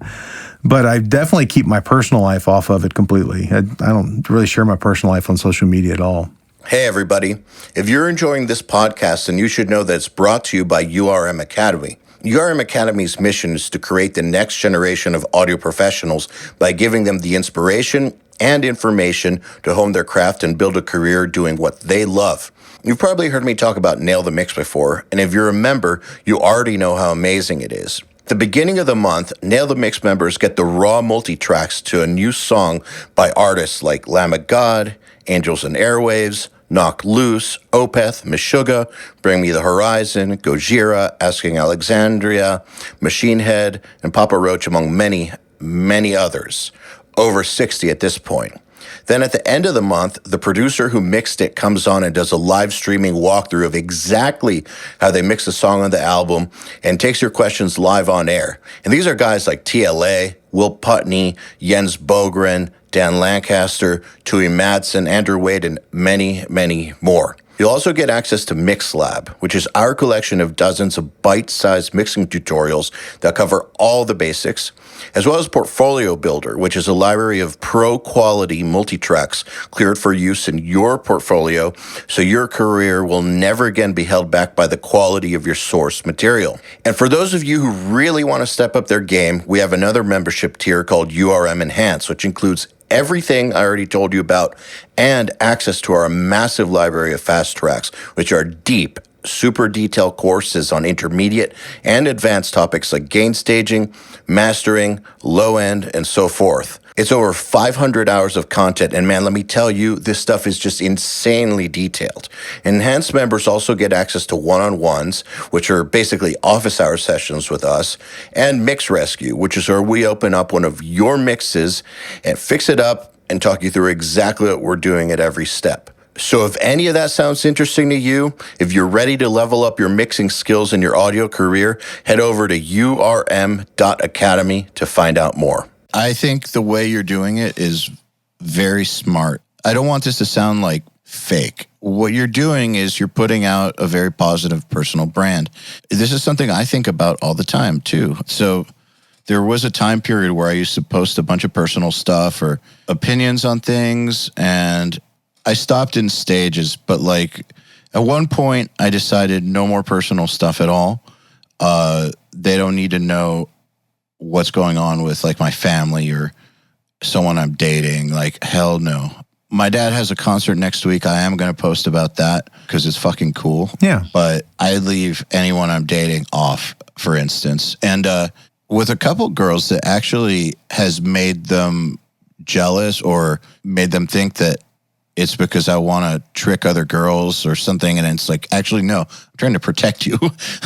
I'm trying to protect you from the hordes that are going to start harassing you because I know the world I work in. Yeah. That aside, then a few years later, a certain war happened in 2014 that affected my family. I just posted because I was in fear for my family's life. And the amount of like hate that started coming my way was just like, holy shit. And it was from people that I was friends with and that I had worked with. And it was a very, very rude awakening to where I've worked really, really hard for everything that I have achieved in music, big or small. And I am not going to fuck that up over political misunderstandings on a medium that, like you said, is not a good medium for discussion anyways. So I decided I will never post about religion, politics, anything like that ever again.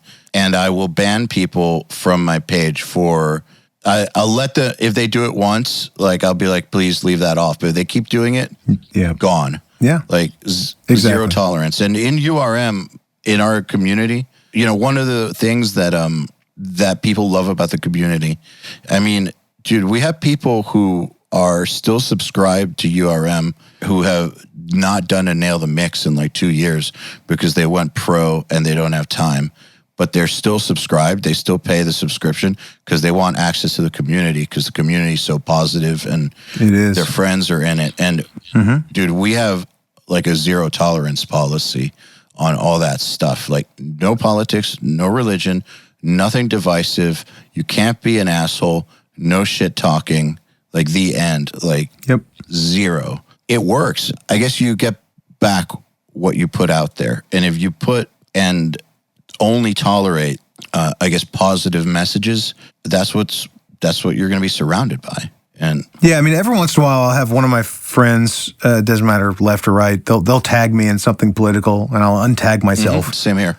And I usually don't say anything to them unless it becomes a pattern, but it's just such an avoidable thing that's so divisive, the politics and religion and all this stuff. And I don't see the point in it. It's not going to move the ball down the field for me as a person, much less as business or anything else. I'm trying to tell you earlier about altruism and stuff. It's like, how can I make the world a better place? What can I do to make my legacy more than just he made records? I know what you can start by fighting on Facebook. Yeah, exactly. What is like?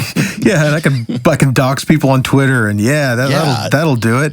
That's how I want to be known. So it's like, if someone can know that they can read my post and not have to shield their kids' eyes from it or whatever, then at least there's that. At the very least there's that. So well, and also to what we were saying earlier about this being such a relationship-driven industry, that being true. And it is true. That's not just an opinion.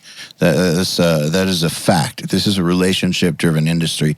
And like you said, a lot of people that you work with friend request you because you're the dude that mastered the album. Why would you be looking to fight with them online? I've had to teach URM students about that. And we had a couple of employees back a few years ago, good guys, but they didn't understand. They would post some incendiary stuff on their personal pages. And I tell them, look, you can post whatever you want on your personal page, but you have to remove URM from your profile. Yeah. If you want to put you want to list that you work at URM, you can't post that shit because we are not about that. And we don't want to be associated with that sort of thing. And I think it's the same thing as what you're doing. Yeah, I've got friends who are like hyper political. Probably 80% of what they post is political stuff, on both sides. And it's amazing to me how many times they get into these really heated arguments about stuff. And like I said earlier, it's like, that there's a certain percentage of people it's gonna turn them off, either seeing your behavior and the way you respond to somebody, or that you believe that X is the right political move or whatever. And it's like, I just don't understand the value. First of all, I've met, 2 people in my life that have ever had any of their political or religious opinions changed by a Facebook post. And, it hardly exists.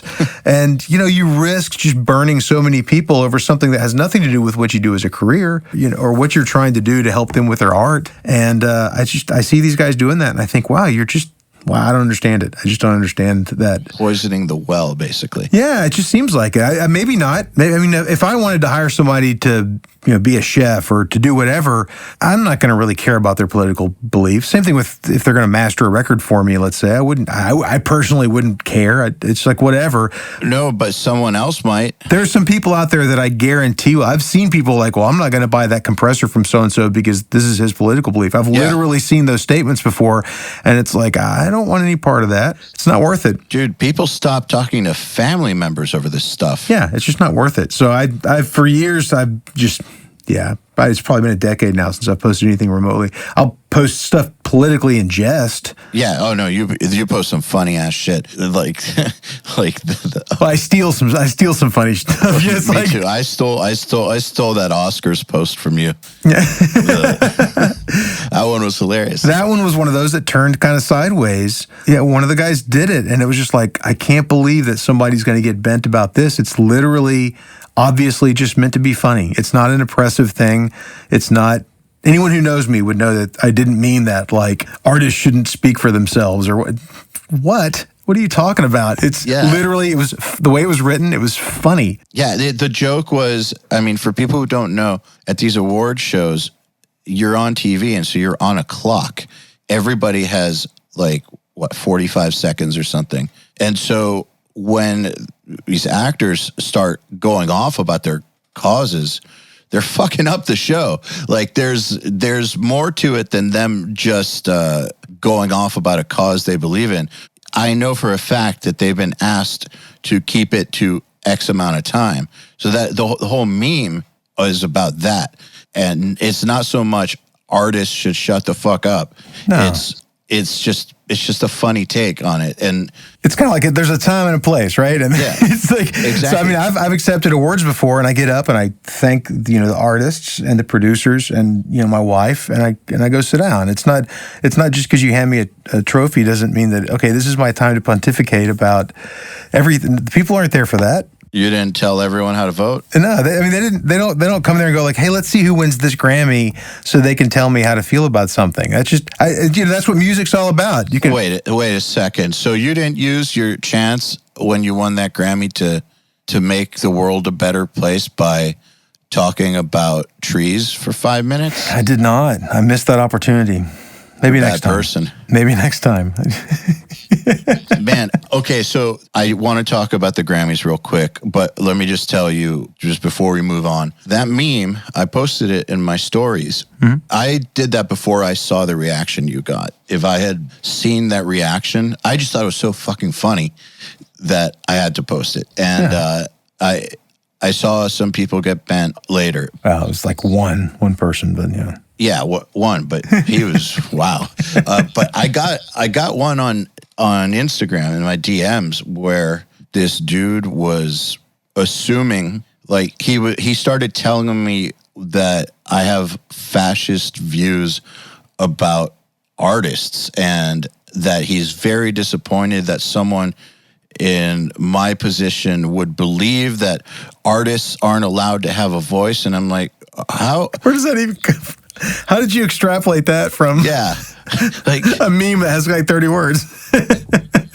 I asked him something like, how on earth are you astute enough to think that you've got me completely figured out from a joke meme I posted on a story? Like, please explain this to me, because if so, I want to know how to do it. Yeah. He ended up apologizing when it made him realize that he was being ridiculous. I wasn't so lucky, but, I just keep handling it. I just keep telling him it's a joke, man. It's a joke. I mean, if you don't get it, then I'm sorry, but it's literally just meant to be funny. I work, my entire career is built around helping artists express their views.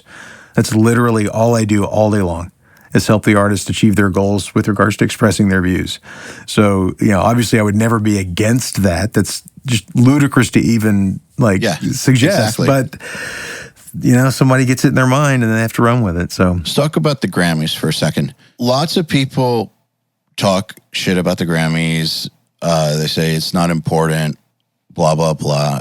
But we all know that it's a big goal for lots of people in music. It's one of those, notch on the belt dreams that engineers and artists universally tend to have.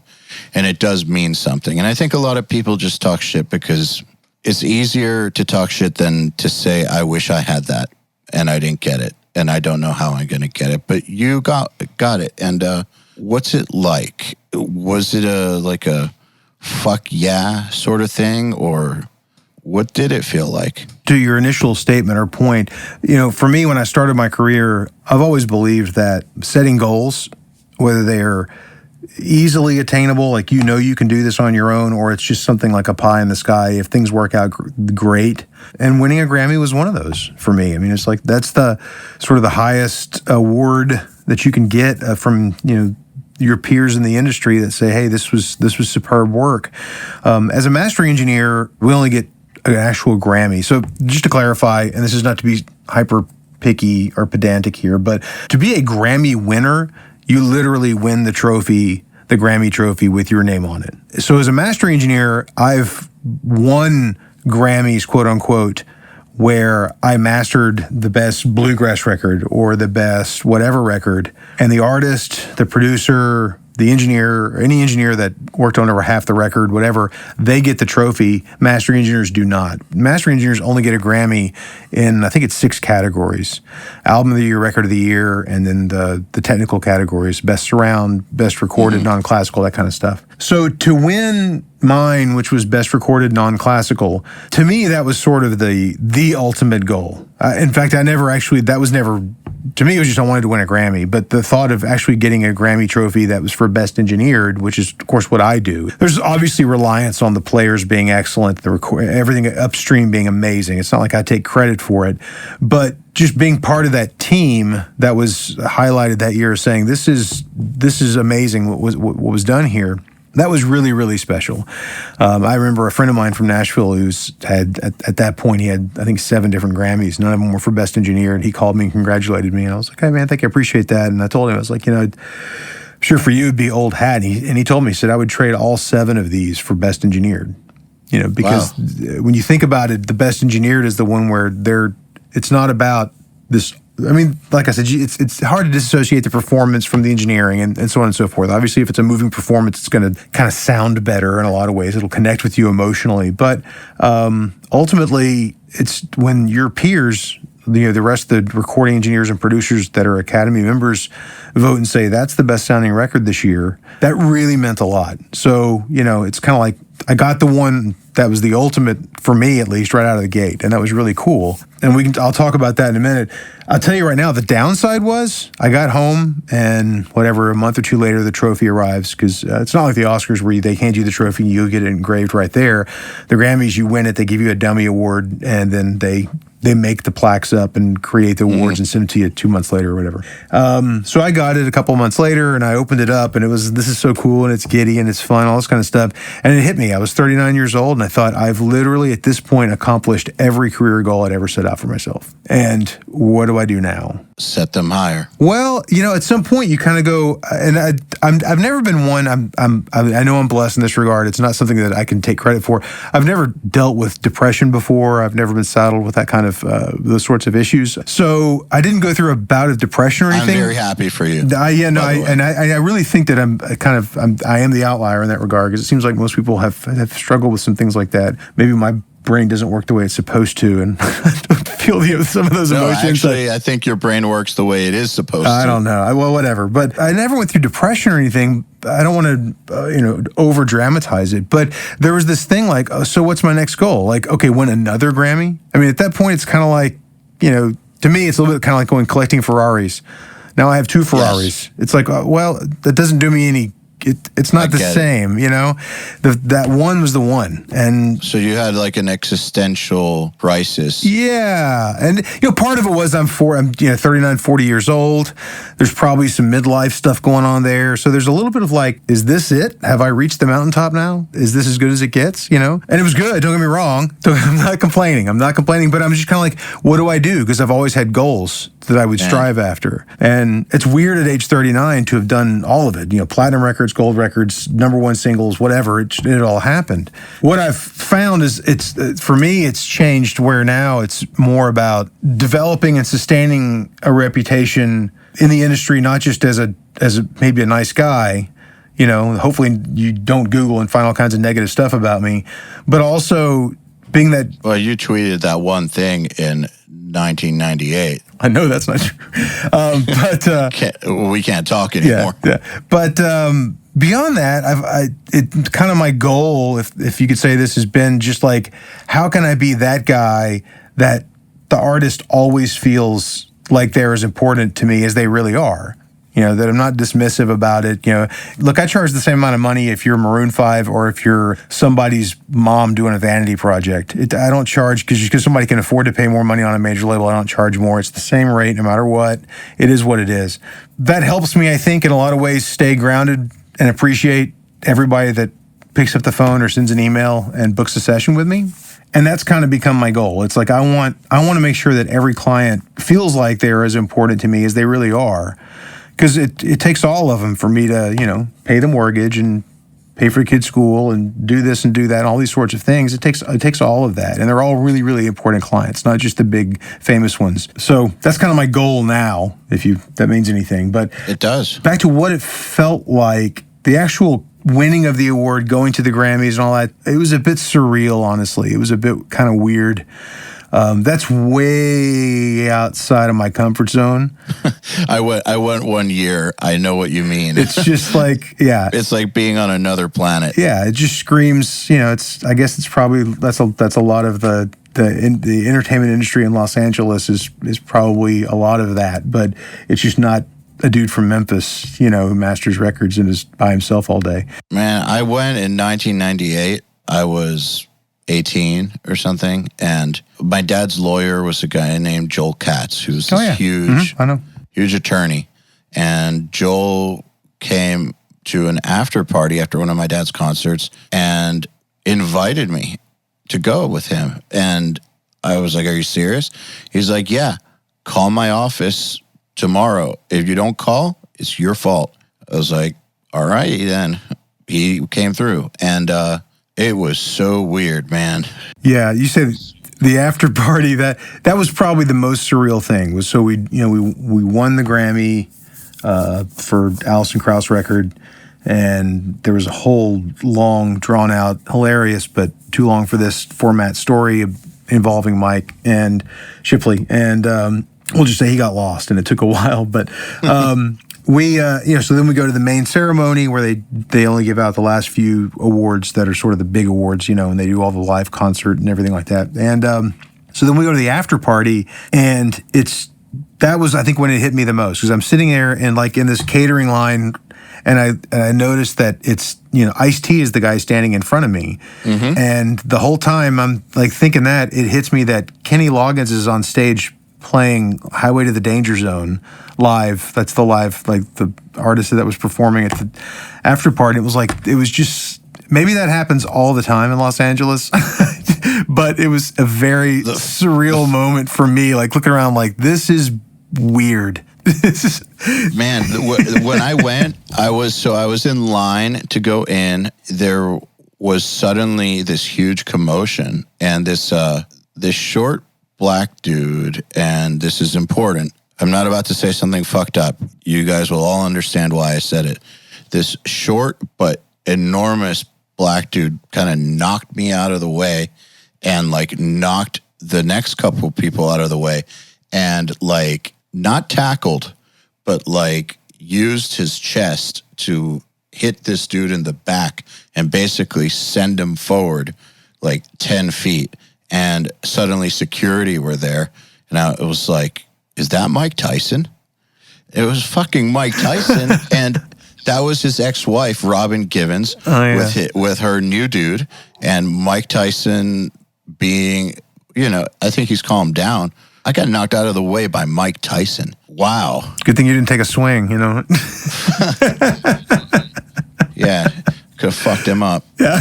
Yeah. So just next level surreal. Yeah. Yeah. And then Stevie Wonder's playing, and it's just like, what is going on here? Yeah. It was just one of those things. And I'm sitting there in the seat, and David Crosby is right in front of me, and he's playing with his wife's hair. And that little detail, like, he's just like a normal old guy. He's just sitting there with his wife, playing with her hair. Like, I don't know, like the level of, like I'm watching Aretha Franklin, I'm watching Stevie Wonder, David Crosby's in front of me. I just got knocked out of the way by Mike Tyson. Like, whoa, Brad Pitt's over there. I was 18 years old. Yeah. Shit blew my mind. I don't think it matters if you're 18 or 38. Yeah. If you're not in that world, it's just kind of a bizarre scene, Yeah, exactly. So we went to the Village always does the P&E wing party every year. And so I show up that Wednesday night for that when we flew in a bit early so we could do that.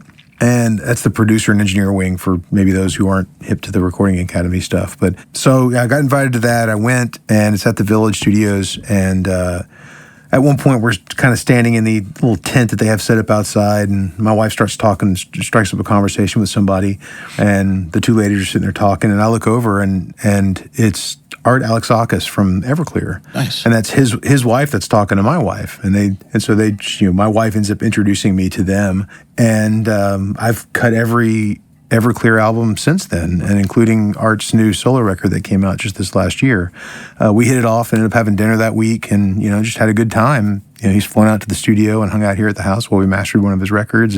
But it was just that kind of bizarre, just bump into somebody, and now, here you go. Last time I flew out to LA a few years ago, he's the one who picked me up at the airport. It was kind of the weirdest airport pickup ever to have Art, pick you up at the airport. But that right there, when I think of like networking at its finest, I think of it as something genuine. Like you're making a genuine friendship, and then you happen to work with that friend. Yeah. Like to me, that's how it should be. It's a word that gets bastardized a lot and gets used with weird connotations because a lot of people are just fucked up about it. But in my opinion, that's how it should be, is you meet someone, you hit it off, you become friends or something. Mm-hmm. And I say or something because you can't be like close friends with every single person, obviously, but like, No, yeah. You develop a relationship. you develop a relationship, and it's a real one. Yeah. It's not fake. It's not fake at all. In the best case scenarios, you become real friends, and you also work together. I think that relationship, in lots of ways, is what enables the work to happen. And obviously, the work has to kick ass, but, because if it didn't, then you're not even having that conversation in the first place, I think. That's a pretty cool one, I think. Is he a good driver? Yeah, he was a fine driver. Took me to this great, killer little Mexican restaurant for lunch. It was awesome. I don't know the name of it. It's been too long. But yeah, he's a great driver. So I have some thoughts about what you said about how you felt about your mastering win. So first of all, congrats on getting the one you actually wanted to get. That's great. The whole idea of what do I do next, that's a really hard question. And I think even if you haven't accomplished every single goal, I mean, there's some goals, for instance, that you might never accomplish. Like, so for instance, there's some goals I had that are not accomplished. However, the big picture of them were get a death metal band signed to a major label, wanted to be in a band that toured and made albums. I wanted it to go platinum, of course, but that's not in my control. And that didn't happen. And the band didn't get big. But I mean, we still got to do Ozfest. We still got to tour many times. Got to put out 3 awesome albums. Like, did all that stuff. So that part of the goal list was satisfied, even if the top level of it was not. So I guess regardless of that, now, 10 years later, because I'm 40 now, that's not, my goal is not to be in a platinum band. So your goals change, but I still frequently experience that feeling of I just accomplished something that I set as something that seemed so insurmountable that it was frightening. And I did it. And now what? Because now it's over. Like, I can't do this again. I already did it. I mean, can sustain it, but what's next? How do we take it further? And there's times where I do get depression over that. I have learned how to fight it, though, exercise, losing weight, and all that. But on a mental level, I realized that I need to keep being unrealistic. That's the key for me, at least, is even if I achieve something that at one point was unrealistic, like, say, a financial goal or something for the company, which we have achieved and surpassed many of the goals that I thought were unrealistic. But how do I go from there? And I've realized I have to start thinking in terms of way, way grander in order to make it interesting, to make it so unrealistic and like so crazy that it's exciting again, and it gives me purpose. Yeah. So whenever I feel like I'm losing purpose, I have noticed that it's because my goals aren't high enough. Therefore, they're not engaging enough. Therefore, I don't feel like they're meaningful enough. I find what is a crazy amount of impact I can make on other people, or what is a crazy revenue goal or something like that. And then I set that, and then suddenly charged back up. So that's what works for me. I don't know if it's what works for other people, but I get it, though, with the Grammys. Like, what are you going to do? Win it 18 more times? You already kind of crossed it off. I definitely would not be upset, No, of course. But at the same time, I know guys, that have 7, 8. One of my friends has 13 Grammy Awards, and it's, after a while, it's just you can tell when they get it. It's kind of like they're like, oh, cool, here's another one. But it's literally the impact is a small percentage of what it was initially, because it's the same thing that's happened over and over again. It kind of loses.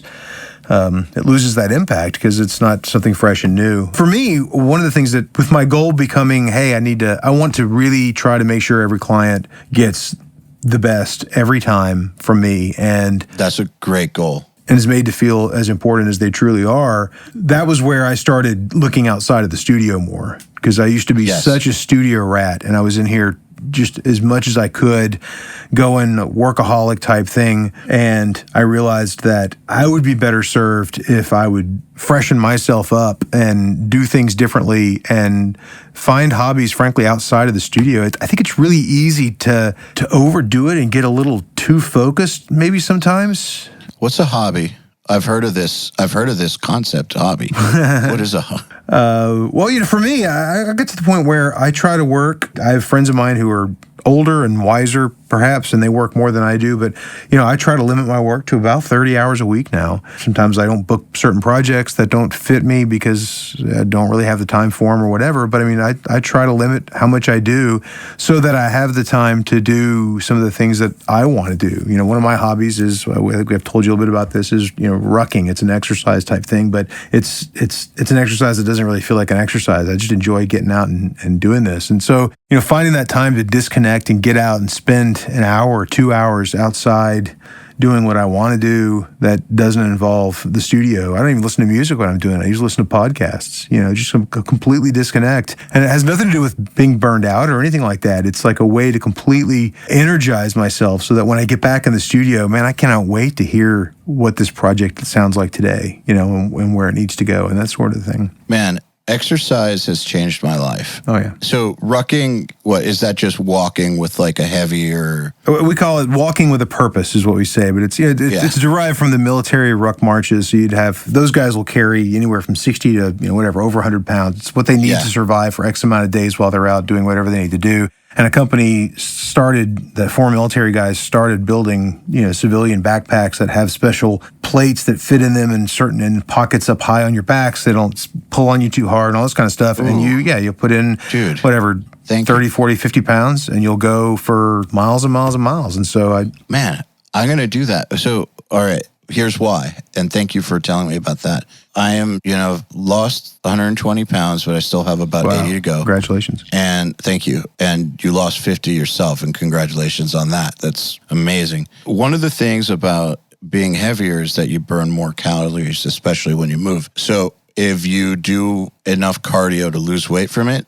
and you do lose weight from it, as you go, if you keep going at the same intensity, it's going to burn less and less and less. Exactly. It's going to be less effective. So what I was thinking was, I need to find a way to replace the weight that I lost when I go on these several mile-long walks. Mm-hmm. So that, because, man, like an hour and a half walk for me is like 900 to 1,000 calories.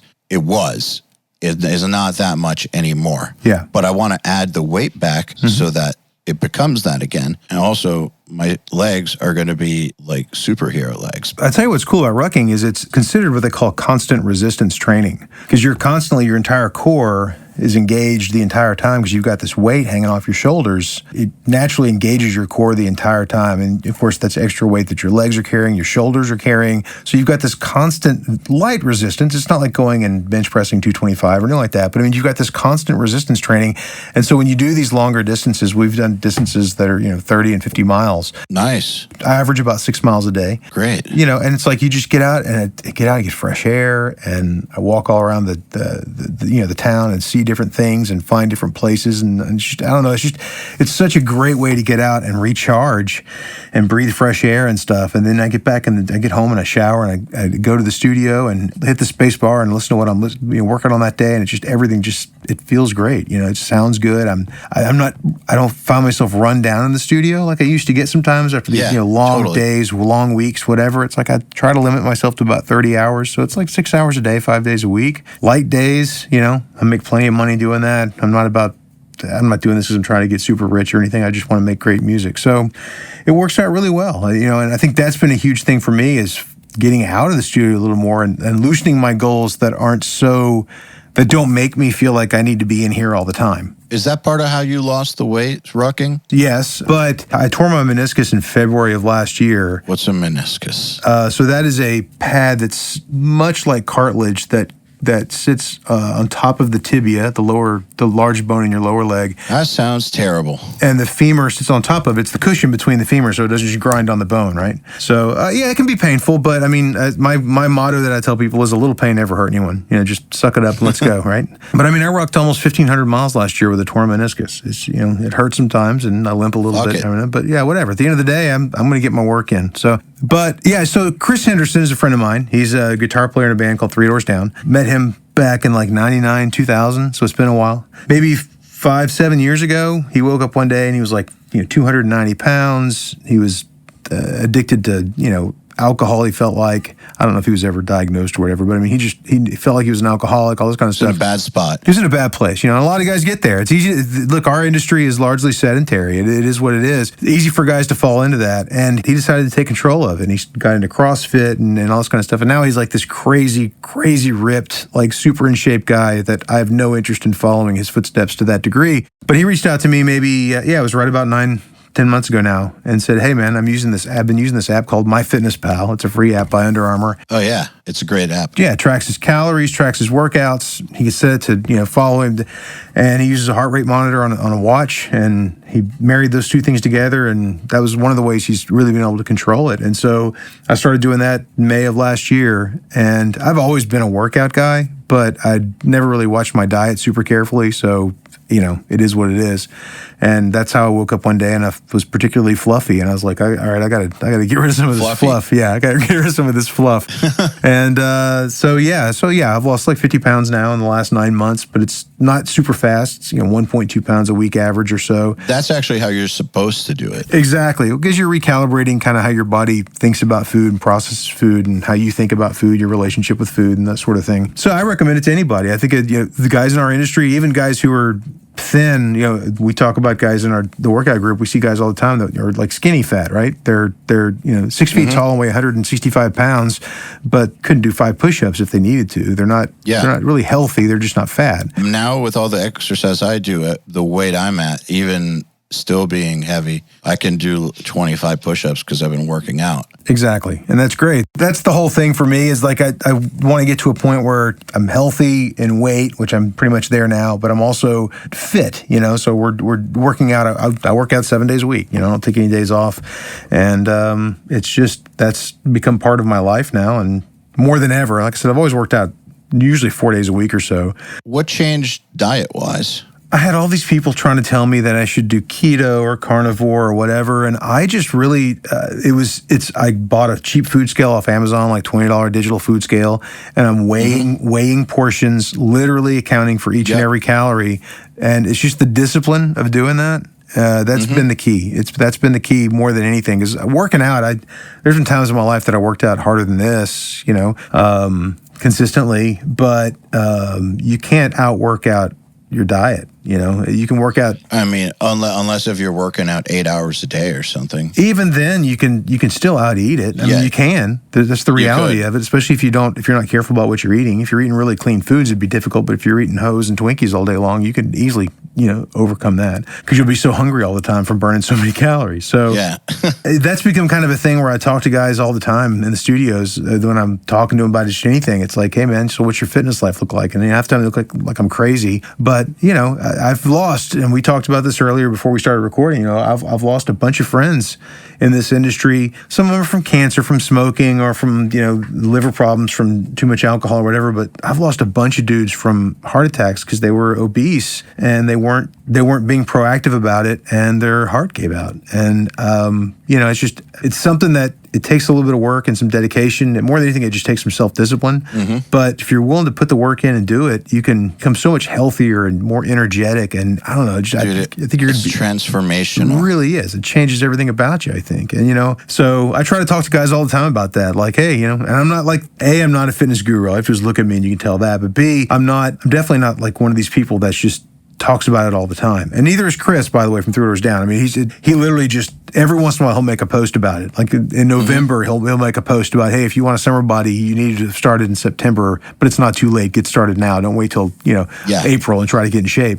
But yeah, that's just kind of become a thing because I see it all over the place. I see guys that even if they're weight-wise, they're in a good place, they don't do anything to actually improve their bodies and stress the bodies and like they're supposed to. And they could be eating like shit too. Oh, I know. Yeah, a lot of the guys do. I mean, look, the diet's terrible for studio guys. A lot of times you work until you're just starving and you grab the closest thing and that's it, and that's not a great way to eat healthy at all. So what I've realized, because I've battled weight issues for forever now and lost weight several times. Something's different this time mentally. What I've realized is that the most important thing you can possibly do is fix the mental component. Like whatever it is that got you there in the first place.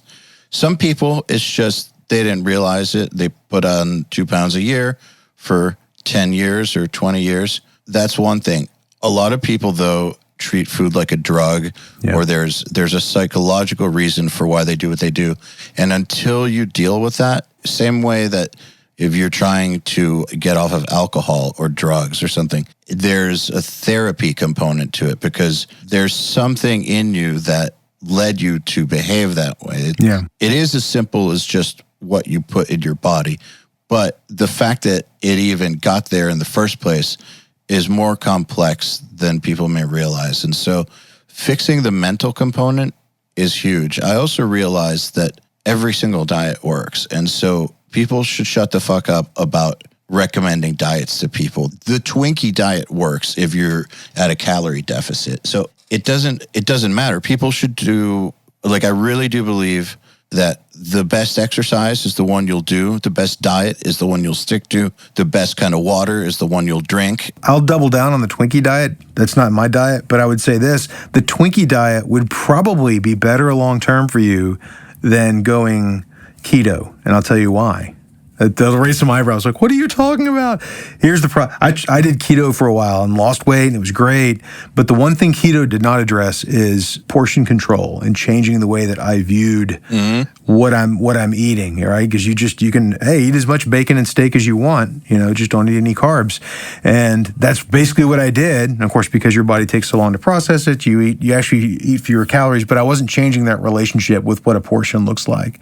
And by going to purely counting calories, or if you were eating Twinkies, you'd not be able to eat very many Twinkies a day, right? And so you'd really become disciplined about your portion control if you were going to actually stick to the caloric intake that you were trying to limit yourself to. So from the standpoint, that's a good point. So for fixing most people's problem for most Americans, obesity stems from, there are definitely probably some mental components to that, but a lot of times it's just portion. It's like you don't need 1,200 calories a meal. In fact, if you do that 3 meals a day, you're almost certainly going to be piling on weight very rapidly.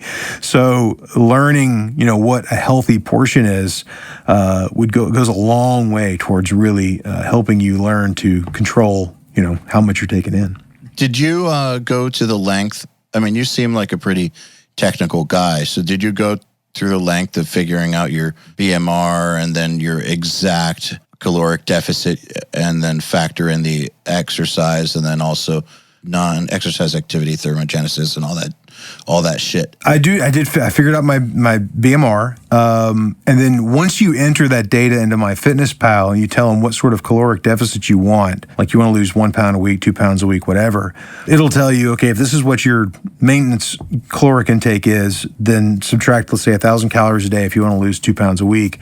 And this is what you can take in a day. But then if you enter exercise calories in there, it'll add those back onto what you can take in as a net. The biggest thing I did for accuracy was I have a watch by a company called Polar that has a built-in heart rate monitor and GPS in it. And so it'll track my heart rate and can tell me how much work I'm doing. And the great example of that was, I normally I was rucking for a while because of my knee with just 20, 25 pounds in my rucksack.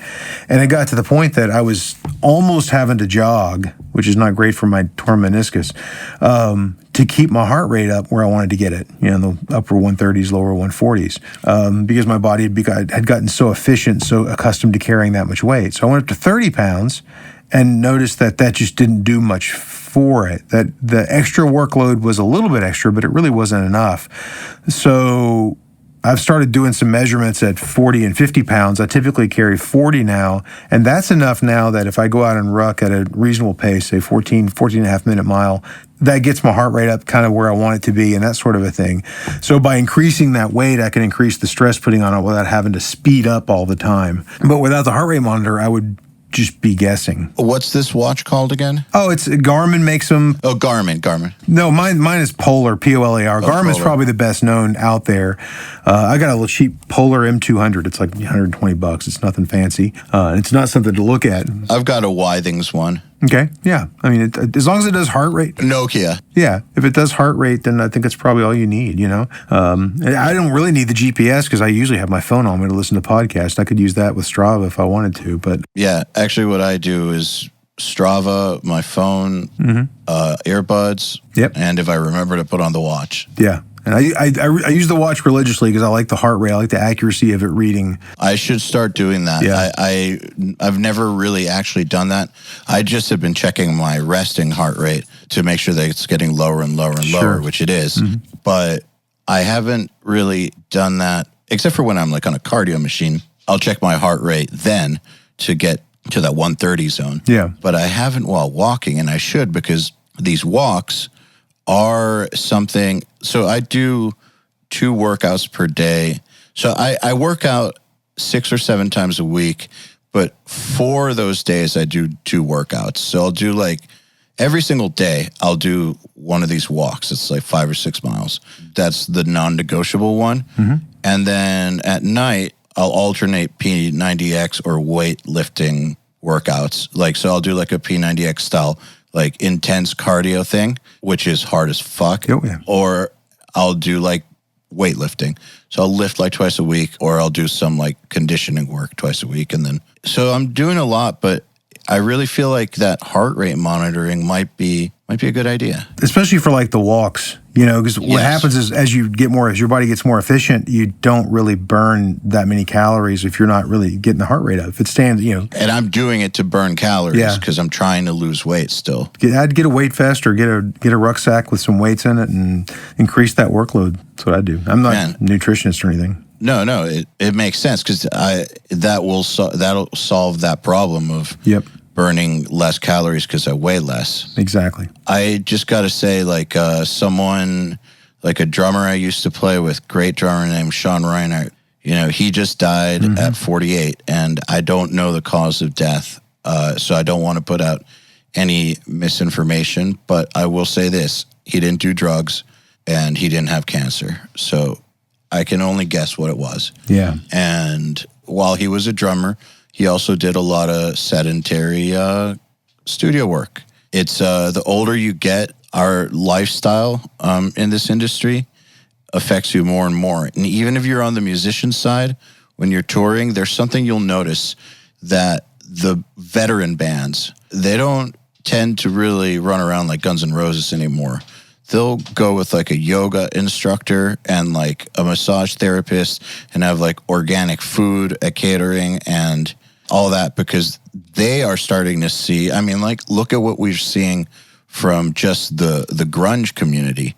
And I realize that some of those deaths are suicides, and I realize that some of them are overdoses, but point being that we're seeing people who are way too young from our world dropping like flies seemingly every few weeks or months. It's got to take it seriously. Not in any way speak lightly about the mental health components, but there is a direct correlation to people with mental health issues when they exercise and work out. There's almost universally an improvement in their state of mind and their well-being.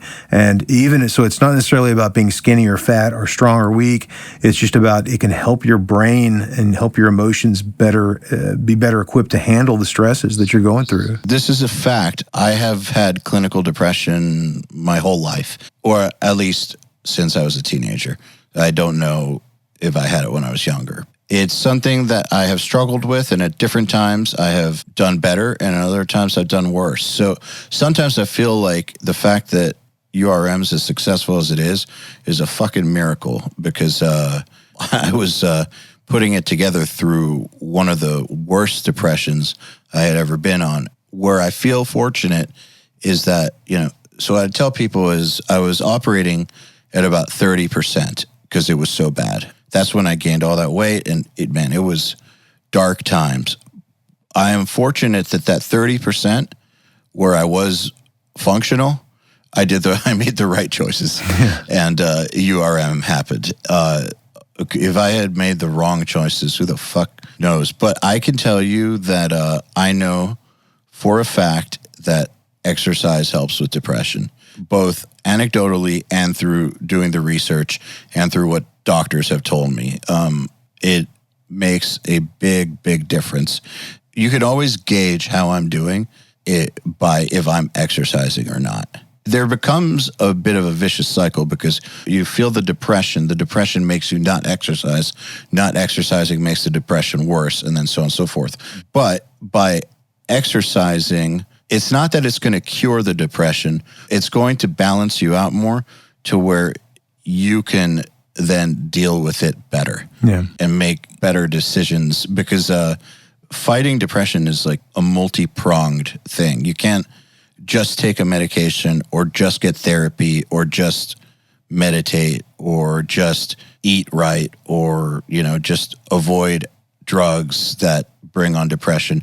You can't do just one of those things. You have to go at it from all angles. If you really, really want to beat it, all the way to like vitamin D deficiencies, are you getting your omega-3s? Like all of this shit goes into it. And exercise is kind of like the hub for where all those activities can become possible, because it gives you the energy to actually do them. Mm-hmm. So in my opinion, you're not making light of the mental health component by talking about exercise. I think that is one of the most important things that somebody could possibly do if they want to get over depression. And I realize that it's really hard to do if you're depressed, because depression makes you not want to move.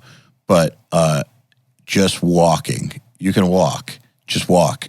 Find a podcast you love and walk. That's all it takes. We've been talking for a while, though. We should talk about mastering. Okay. If you're down. I'm talking about anything we want. Well, I just think we have a bunch of questions from people, or we could keep talking about this too, but I'm game for whatever you want. Well, do you have any other thoughts on it? Not off the cuff. Didn't prepare anything for that. I just kind of was rambling on, so. Let's talk about mastering then, because, we've got some questions about that. People have questions for you. Man, this guy, he asks so many questions I can never pronounce his name. I call him Vitor because that's his middle name. He says, I find that I'm getting a lot more loudness when I put Kramer master tape before my limiter. My tracks are hitting my master bus at -18. That makes the tape go slightly into the red sometimes. Is this a quote-unquote correct way of getting loudness? If yes, are there any other tape emulators or saturators I should check out? I don't really use any tape emulators or anything like that. That doesn't sound crazy what he's talking about. Obviously, if you're looking for some quote-unquote tape compression, you're going to need to hit it pretty good, because tape compression is not this just automatic thing. The tape's pretty actually dynamic. You have to hit it pretty hard, I think, before you start getting some effects from the tape. So the numbers he's saying probably sound somewhat realistic, although I'm unfamiliar with that plugin. I basically just use limiters or clippers for loudness a vast majority of the time. The most important thing is getting the overall spectral balance right, so there's not a preponderance of high mid frequencies that are sticking out and just crushing your ears, or that there's not too much bottom end that's just eating up your headroom. When you get all that stuff balanced out where it feels really good and it's going to translate well anyway, it seems like it's easier to get it louder.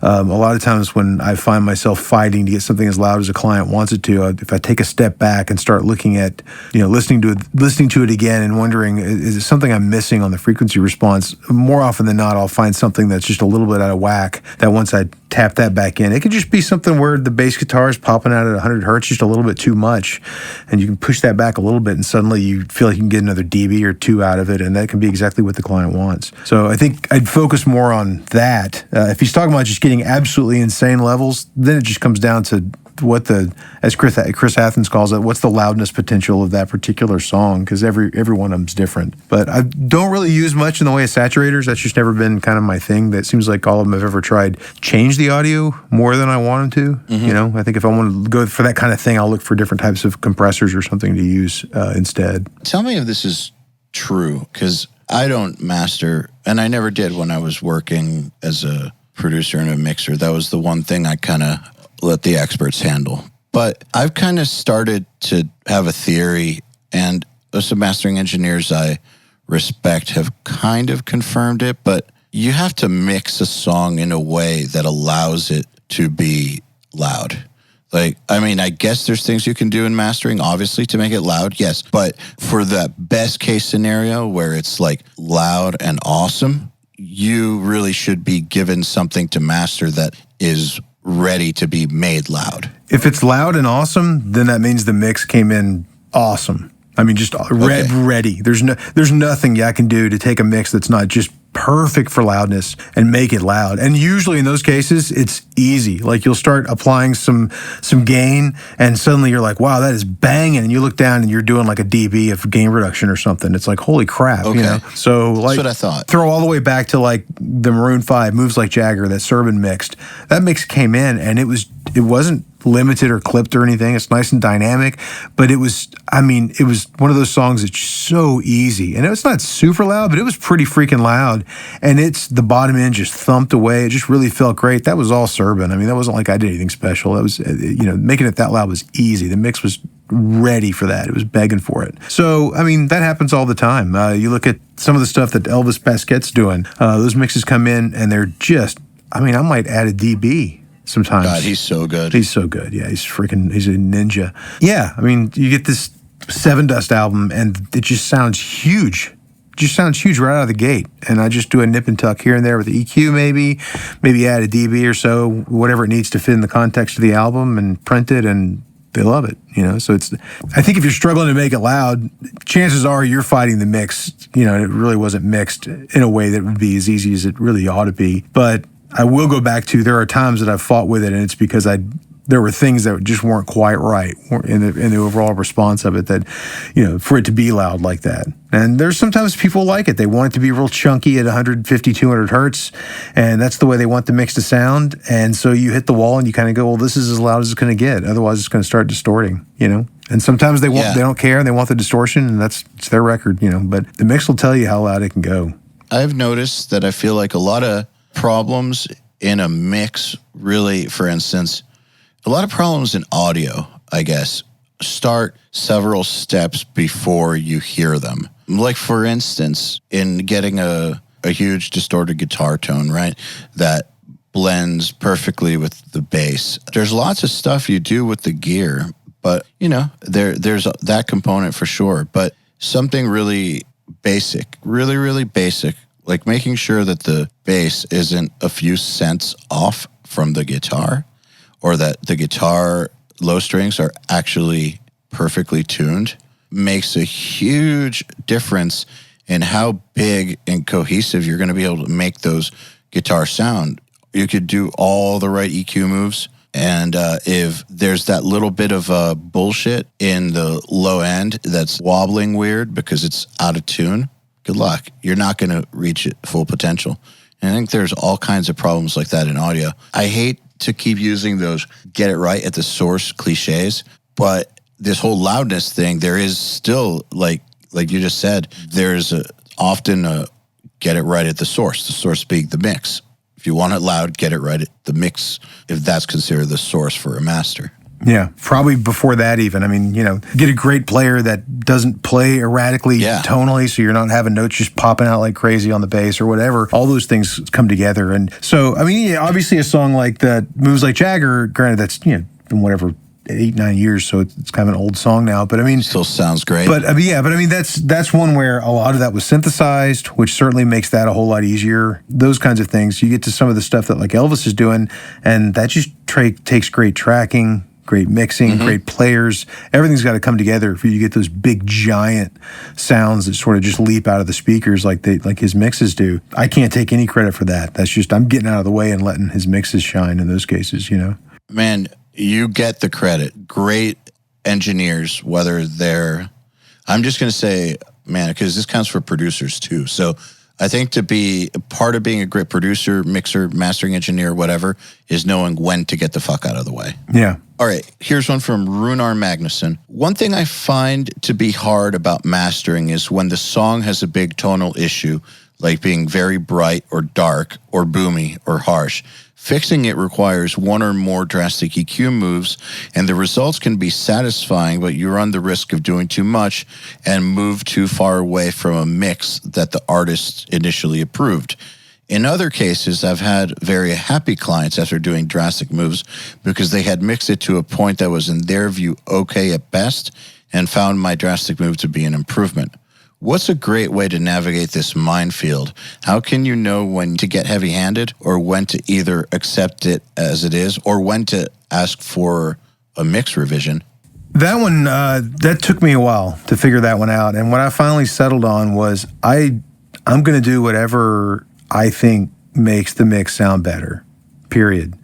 And if they come back and go, man, this is completely different than our vision, we really love the mix the way it was, I might ask some questions, and figure out, what it is that they're attached to or not attached to or whatever. They're hiring you because they like the way the records that you've worked on sound. And they sound that way either because you like the way they sounded and got out of the way, or you didn't like the way they sounded or thought they could be better and you made those changes and the client signed off on them. There's very few records out there that have like my name on them that if I listen to it, I go, oh, well, the client made me do this and I would not have done that. That's not my choice. They made me go back and change it and make it this way. Now, don't get me wrong. I still have clients that'll send me something and I'll send it back to them and they'll be like, yeah, this is completely different than what we were hoping for. So can we go back and try it again? No problem. That happens.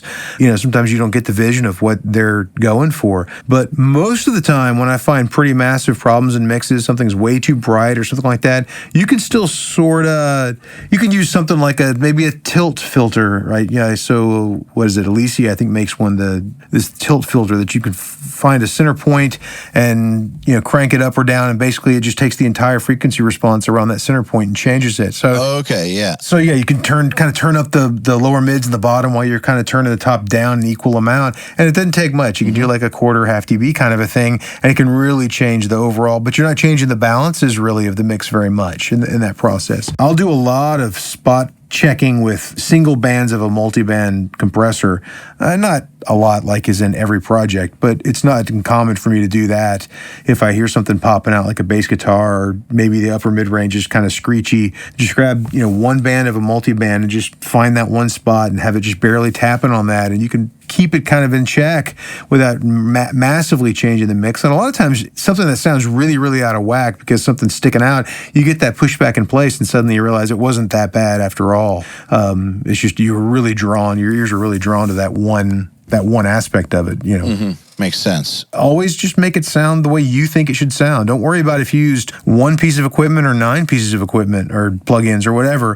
Do what you think sounds really good. Make sure you level compare and double check it against the mix. It's so easy to chase it down the rabbit hole and think you're getting better, and then you step away and come back and suddenly you're like, what was I even doing? I take a lot of ear breaks, and I don't mean ear breaks like just 15 minutes every hour, that kind of thing. I'm talking every time I do a single, one song even, I'll play it, I'll mess with it, I'll stop and I'll sit there for 15, 20 seconds with nothing. Just, checking email, doing whatever.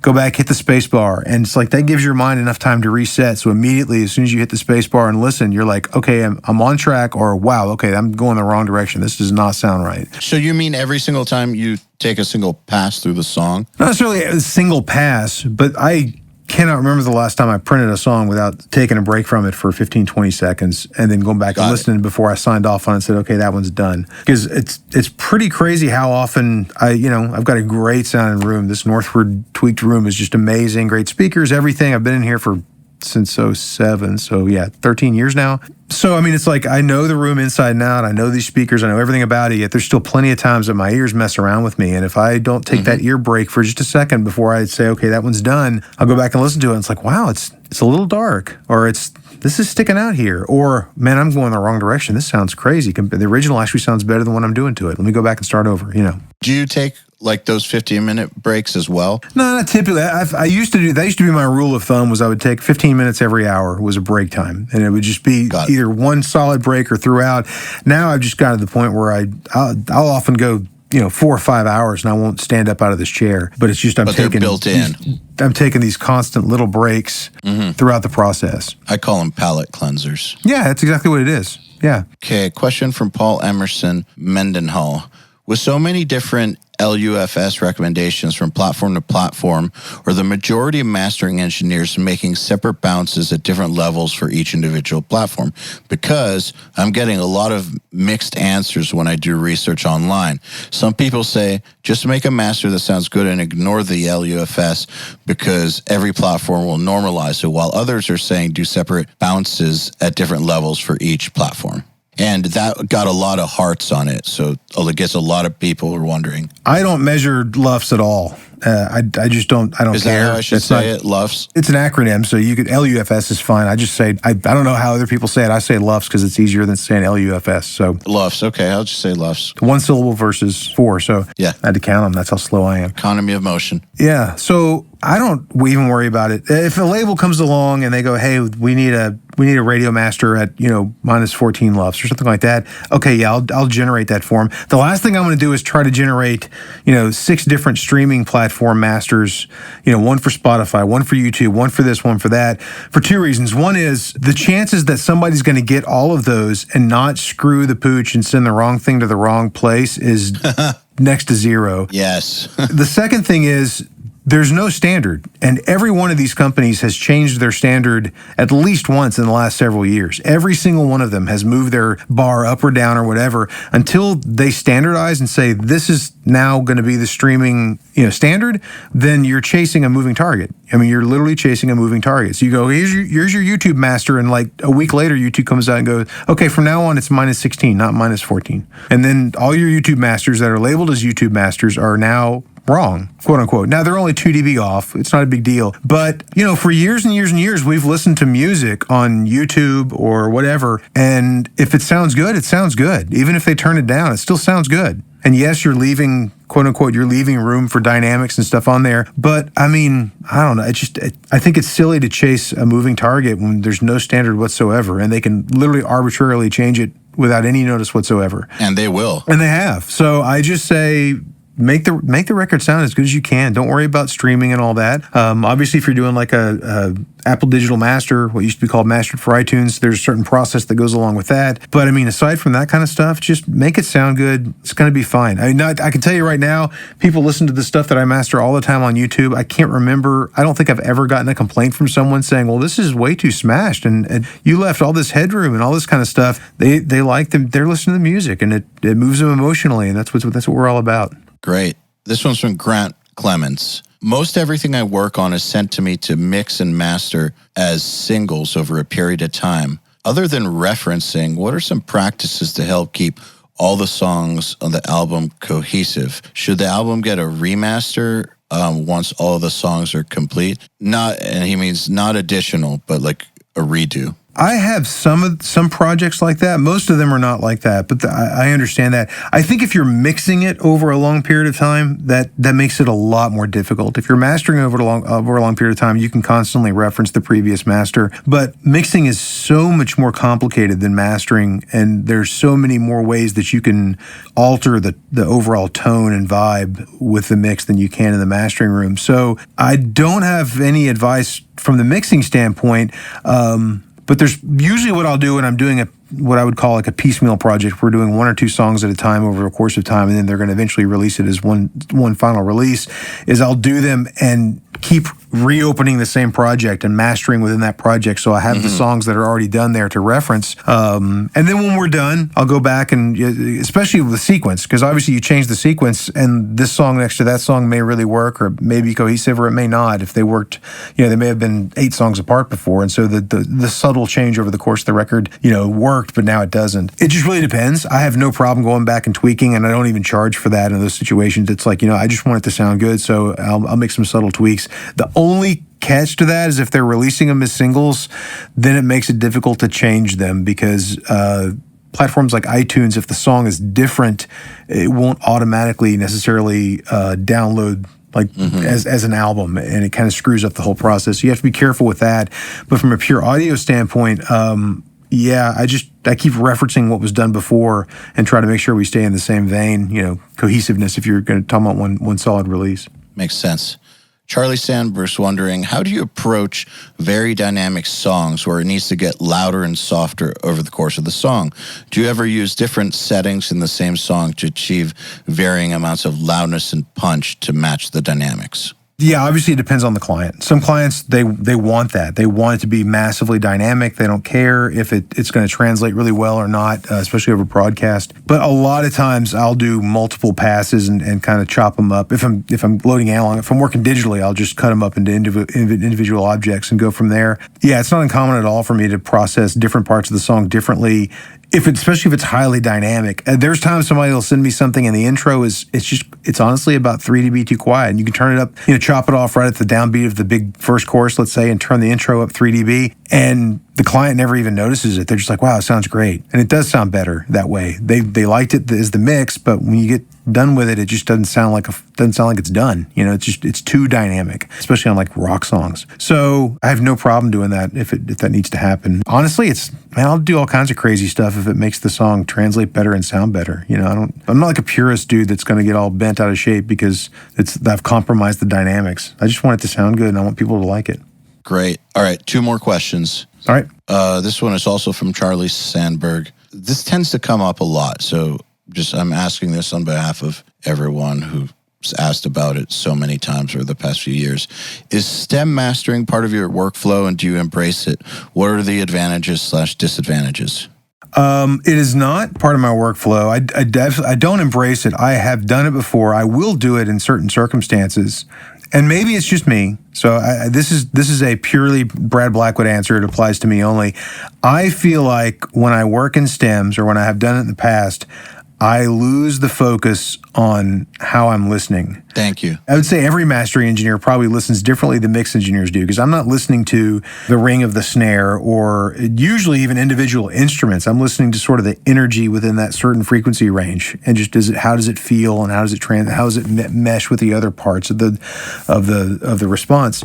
So I think as soon as I start listening to, hey, is that bass popping out? Let me solo that bass and hear what it sounds like, or let me hear what these guitars, the stem sounds like, or whatever. I kind of lose my focus, and I always feel like I'm getting lost in the woods every time I've done it. I've never enjoyed doing it. I always feel like I end up with a lesser product. And there's a part of me that on a fundamental level, I disagree with it, because I feel like I'm not helping the mix engineer. If they do it, they're doing it probably because they're unsure and they don't want to commit to something that is going to be a compromise to the audio. Mm-hmm. And I don't feel like them passing those decisions on to me helps them get any better. I agree with you. If it comes to me and the drums are way too quiet, I can say, hey, can you turn the drum bus up? And they can print it and send me another one. And then at least they can listen to the two of them and I go, hey, that second one's perfect. Then they go, okay, well, this is where, at least on this type of music, the drums maybe need to sit better or something. You say that's just a Brad Blackwood answer, but just about every really awesome mastering engineer I've talked to about this topic has a very similar take on you. Interesting. I think that sometimes it's just people trying to get a cheaper mix or something. I'm sure that's not always the case, but like there's everything you said, and then I also think there's certain times where it's people trying to be sneaky, trying to get the mastering guy to mix it for you. It could be. Usually when people reach out to me and ask, I tell them I just don't really like working on stems. I don't necessarily tell them I don't do it. I usually try to explain to them why I don't like doing it, because there have been times that I've done it because the client is in a certain pinch, and maybe they printed stems and they didn't print the final mix for some reason, and they can't get back in the studio or whatever. Yeah, shit happens. The things happen, and so but I hate working that way. I just feel like I'm not listening right. I mean, shit does happen. Something that happened on my band's first record when we got signed to Roadrunner was that the guy who mixed the original version destroyed the unmastered mixes, and that the label wanted to get a remaster with Ted Jensen, and that was impossible because the unmastered mixes didn't exist anymore. Wow. So we had to get a whole remix, and it was remixed by somebody else. So shit does happen, and there are consequences. You never know. Okay, last question. This comes from Antonio on Instagram. It's kind of a two-parter, but it goes together. Okay. As an engineer, what can I do to submit my mixes to you in the best possible way for you to do your best possible work? And then the second part of that question is, what are the biggest mistakes that you tend to see engineers make when submitting mixes for you to master that prevent you from doing your best possible work? We'll start with the second one. It's a little more straightforward, I think. Things that people do that kind of tie my hands or limit what we are capable of doing. It can be as simple as, look, there's no need to ever top and tail your mix. Just don't worry about it. Leave space. You don't have to arrive to the downbeat of the first kick drum. Oh, by top and tail, you mean like time at the end and beginning? Yeah, at the beginning, just leave the space. Nobody's worried about hard drive space to that extent, right? And you're not saving anybody any time. And the number of times that somebody sends me something and the very attack of the kick drum, the very opening kick drum, or the attack of the guitar is carved off because they got the fade ridden too close to it. It happens so often, and you're just kind of like, man, that was completely avoidable. You didn't have to waste your time doing that in the first place. We're going to do that. That's part of our gig. Mm-hmm. Another thing, and this is kind of what I used to tell guys, it's changed a little bit because production has changed. I used to tell people, don't put anything on your mix bus for the sake of loudness. So don't send a mix in that's got your L1 or L2 or Pro L2 or whatever your limiter of choice is, or a clip or whatever on your mix bus. As soon as we get mixes that have flat-topped waveforms, a lot of things that we do EQ-wise and compression-wise, it just starts getting hashy and kind of nasty in the upper mid-range and harsh and doesn't feel good. I realize that a lot of guys, most guys now probably mix through a limiter at some point so that they can give references to their clients. That's accurate. Yeah, because the clients, I guess, for some reason can't use the volume knob, but it is what it is. With that said, I get that you have to do that. So at the very least, I would say include that version with your non-limited version. There have been a few times when I've gotten mixes from people and I can't replicate what their limiter was doing here because they have a different limiter than I do, or it was hitting it differently because there's something else after it in their chain or whatever.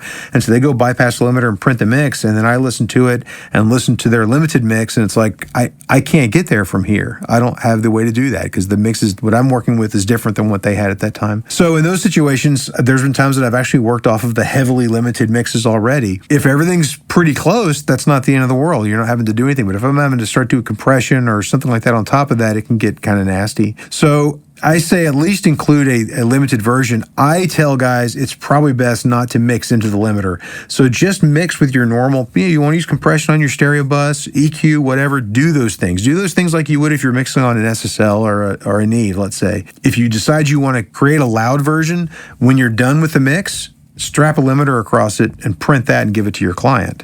What you're doing is you are altering the mix that they're hearing, but I should be able to get there from here.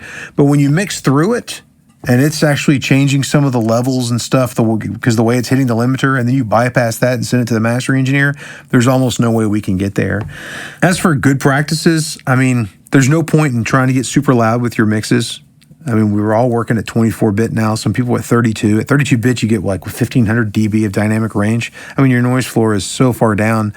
I mean, back, 30 years ago, if you were telling somebody you're worried about a noise floor or stuff happening at minus 140 dB, they would have laughed at you, right? I mean, it didn't even exist. I mean, I realize that there's that much range and the noise floor is so low. Is there a level of too low that just makes it harder for you to work with?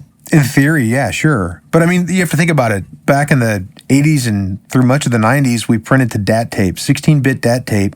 We were making, generally speaking, more dynamic records than we make now. And so your average RMS level was pretty low compared to what we would have today because it's more dynamic. You had higher peaks.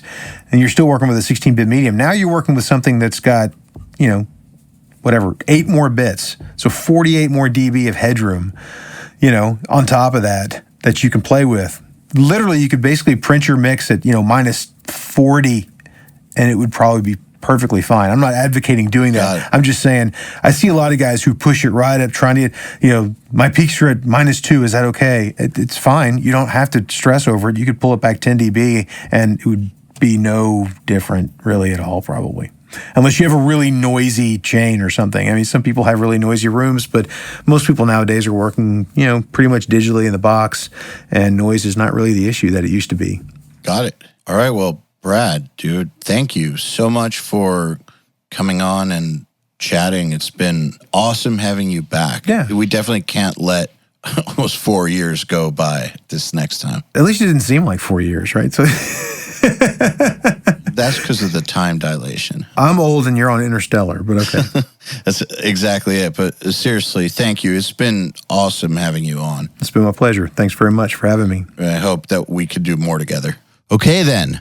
Another URM podcast episode in the bag. Please remember to share our episodes with your friends, as well as post them to your Facebook, Instagram, or any social media you use. Please tag me at EYAL Levy URM Audio, and of course, please tag my guests as well. Till next time, happy mixing. You've been listening to the Unstoppable Recording Machine Podcast. To ask us questions, make suggestions, and interact, visit urm.academy and press the podcast link today.